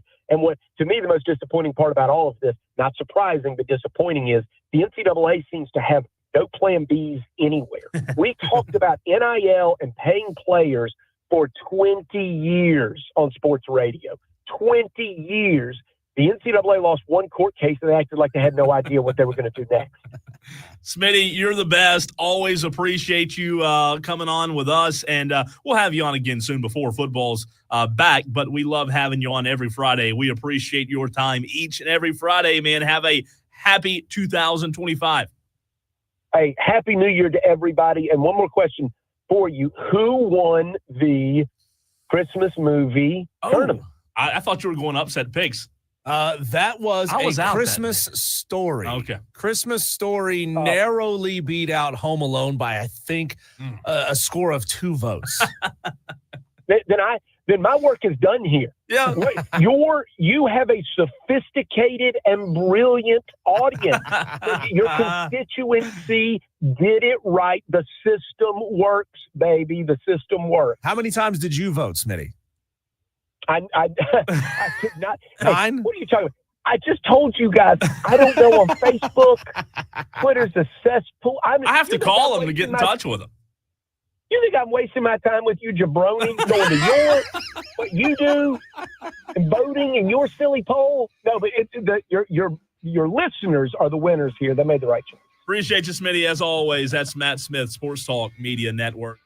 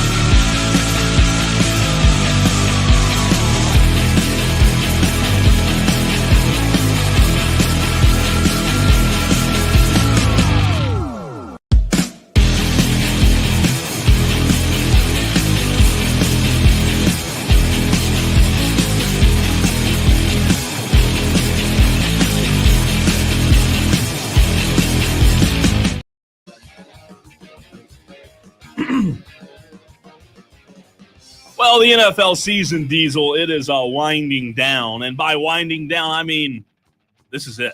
Can you believe that? Yeah, Sunday is the last Panthers game. Last chance to come see me. Is at that Dave a and bad Buster's. thing or a good thing? Well, it's a bad thing for me because I like getting paid to be. Well, that's true. That's true. But for the Panthers, though, I mean, is it really a bad thing? I mean, they're 4-12. I mean, so there's Atlanta this weekend, though. There's a lot on the line. Yeah, you could. Number one, you can beat your rival. Yep. At the last game of the season, you can end the season with some momentum, a victory.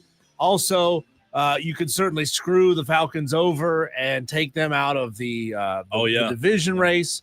You could also put yourself in a tie with the Saints for third place in the division. Now, you would also need the Saints to lose. You win, Saints lose, and then you're tied for third. So all of a sudden, you haven't finished fourth place, in the NFC South. You're right, but if you're the Atlanta Falcons, man, you got to be kicking yourself. Like, the way that they've played down the stretch, the way they went toe-to-toe with Washington, the Michael Penix coming into this quarterback position, I mean, it has just rejuvenated Atlanta, and now all of a sudden, I hate to say this about Kirk Cousins, you almost feel like you waste the season.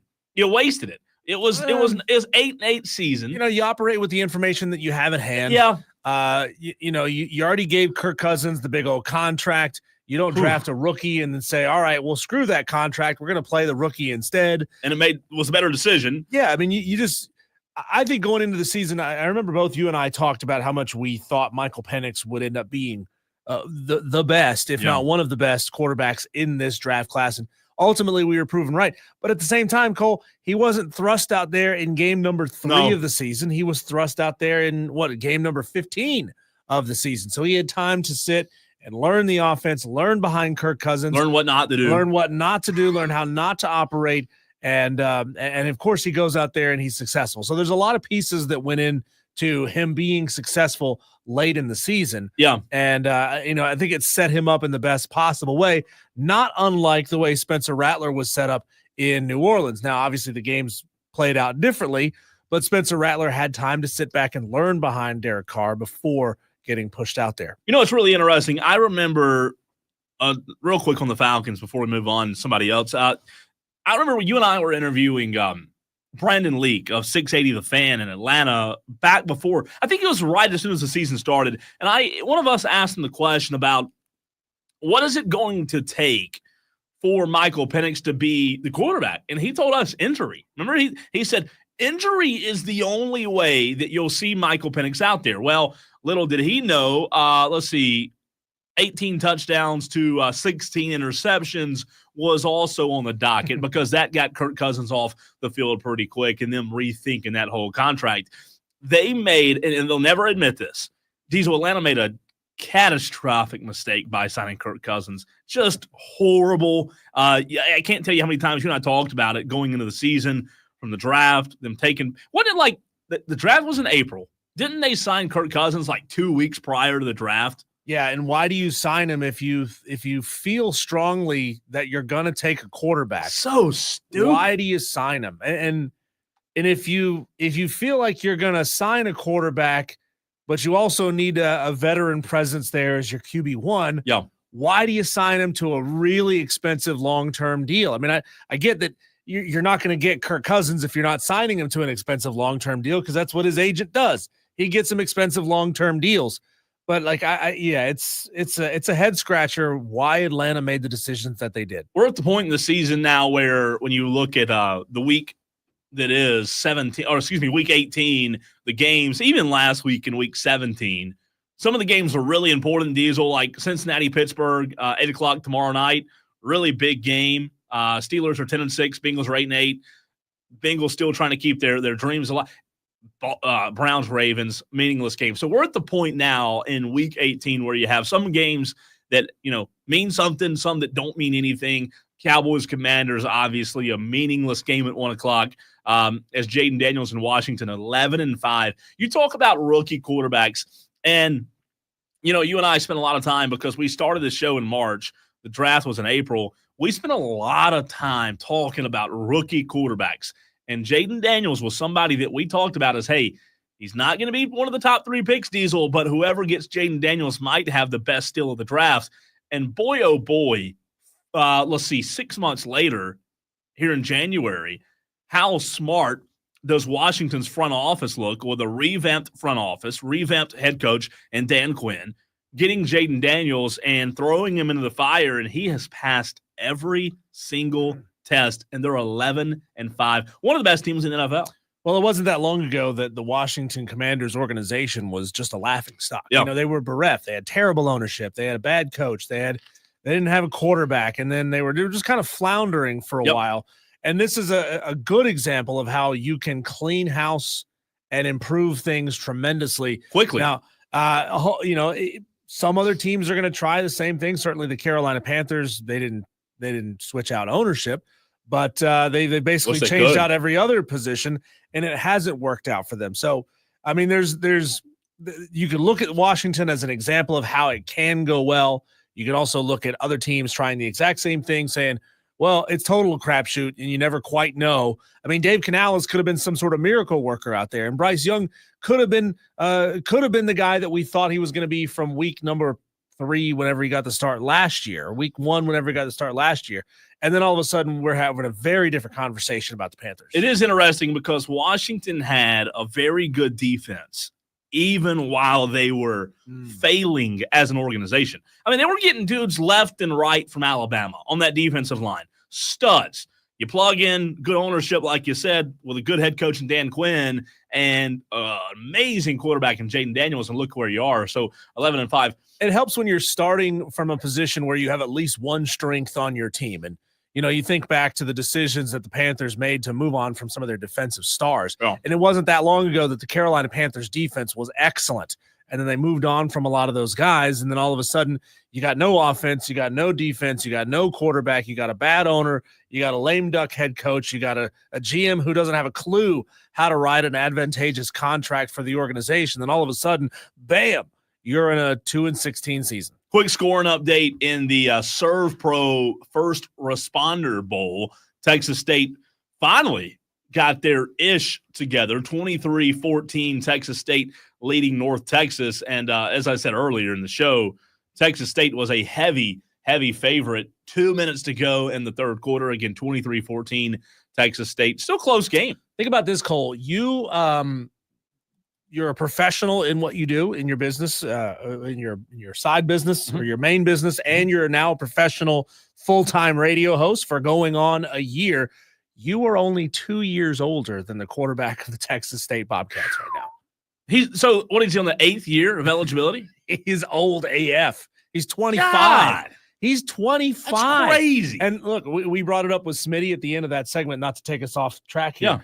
Yeah. But if we're looking at potential 5 years of eligibility, what's going to happen when a kid says, well, I want to play all 5 years. And so I want to redshirt one of those years. So now I want 6 years of eligibility. You know, it seems like the limits, the training wheels, the guides are completely coming off the sport. I don't know. I need to look more into this whole thing with 5 years of eligibility. If it's just straight 5 years, do what you can with it. Yeah. And there are no medical red shirts. There are no hardship red shirts. There are no you've been in JUCO red shirts. You just get 5 years, and it is what it is.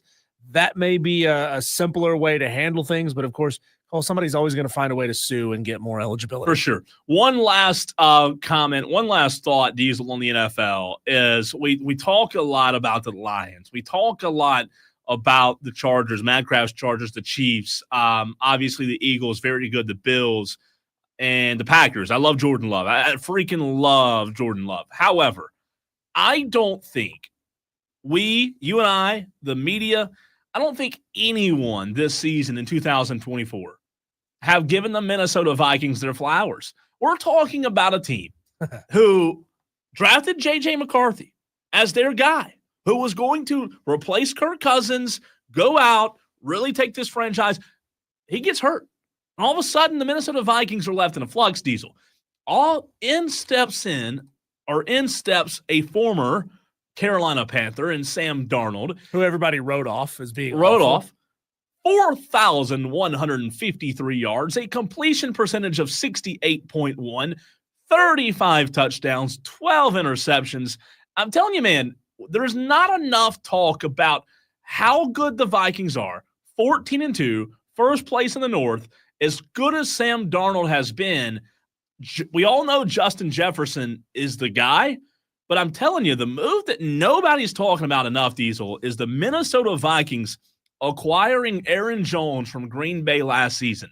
Aaron Jones has turned the Vikings around. 1,000 yards, already over 1,000 yards on the season. He's also a threat in the receiving game. Aaron Jones going to Minnesota, a division rival, has put them over the top. I'm not saying that Sam Darnold's going to go out and rewrite how to build programs and franchises. But what if the Vikings win the Super Bowl? And everybody over here is watching as they have their rookie quarterbacks trying to fight for rookie quarterbacks and pay them all this money and pay Dak all this money. And the Vikings say, hey, y'all, watch this. With a great defense and a good running back, we're going to take Sam Darnold to the Super Bowl. Well, I think what it does do is it gives aging quarterbacks, guys who have been in the league for 4, 5, 6 years or so, those especially who did not find a tremendous amount of success at their first stop, especially the guys that came out and were drafted in the top 10, it gives them leverage to say, hey, give me a shot. Give me a shot. Take a chance on me because clearly this first team that I was with had no clue how to use me. I mean, think of what we were saying about Sam Darnold when he was traded to the Carolina. Like we were really questioning his footwork. We were saying that the guy sucked. We said that the guy didn't have a shot. And then all of a sudden, you know, a couple years in Carolina, he was okay in Carolina. He wasn't anything to write home about. There's a reason why they drafted over him to go take a rookie quarterback.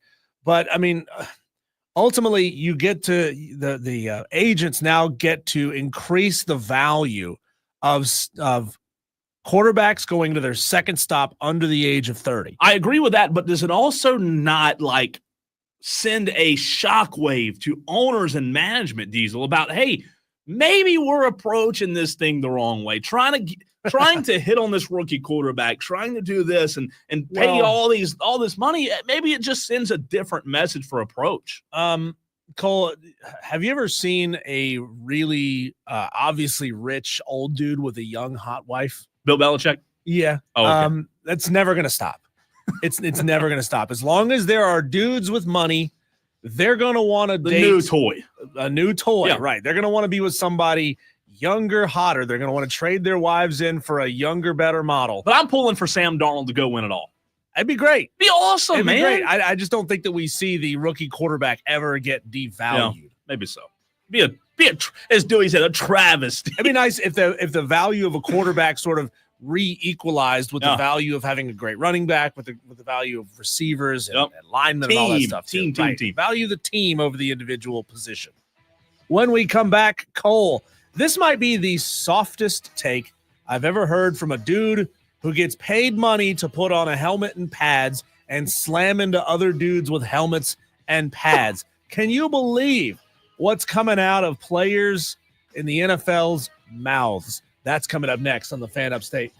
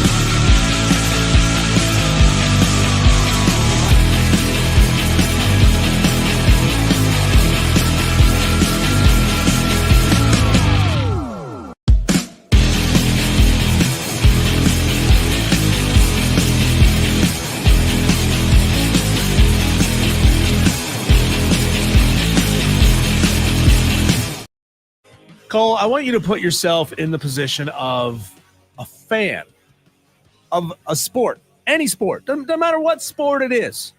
You're at the game. Okay. You're watching something happen right in front of you, and you don't like what just happened in front of you.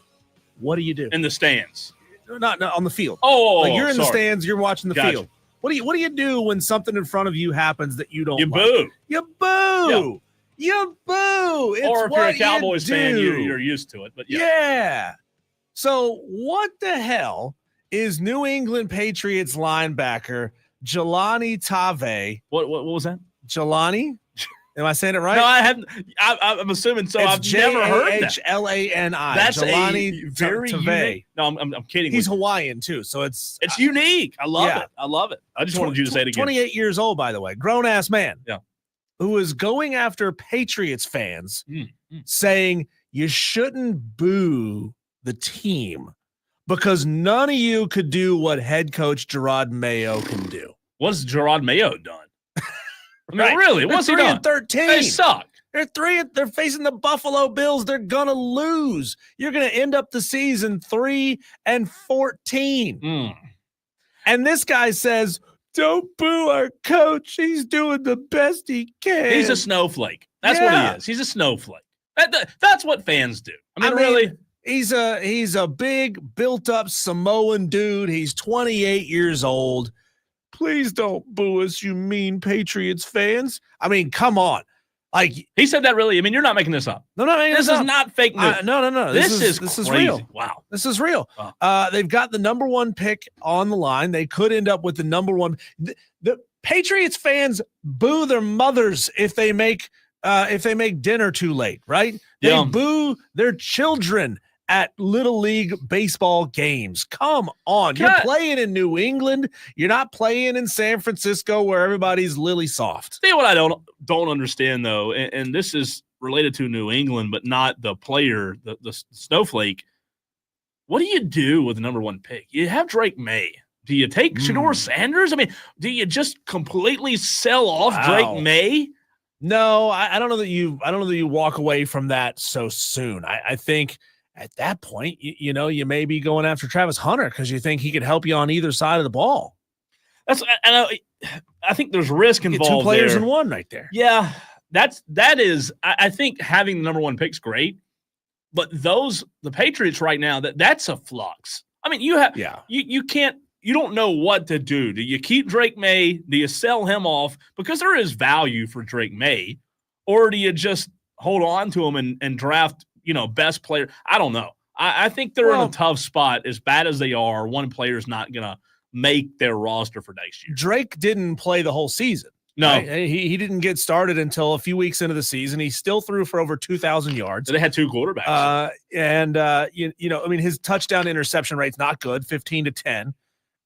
His QBR is kind of middle of the pack as far as NFL quarterbacks go. I don't think you sell the farm because remember, Drake May was looked at as an elite quarterback coming out of North Carolina. And I think he still is. You got to get him players around Right. him. You can't write a guy off that quickly. But I just wonder, Cole, why do you attack an issue that you can't solve?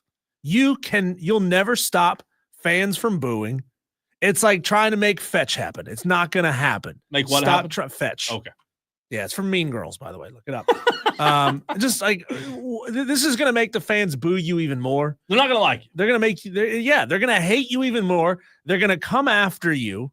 They're going to pelt you with snowballs. They're going to call you a snowflake. I'll tell you It's this. just not stupid. I'm glad, Diesel, that that guy didn't play for Bill Belichick. I mean, are you kidding me? Yeah. You can't take boos from the fan base. How in the world are you possibly going to be able to adjust the fan? I don't know. People are soft. That's all. I mean, people are soft. That's all it is. People are freaking soft, man. But I tell you what, we're not, because we're back Monday. Tolos, Madcraft, you've been awesome today. You hadn't got on our nerves too much. Madcraft, come see me on Sunday. It's your last chance. Oh, man. And pick me up on the way, Madcraft. We'll see you Monday.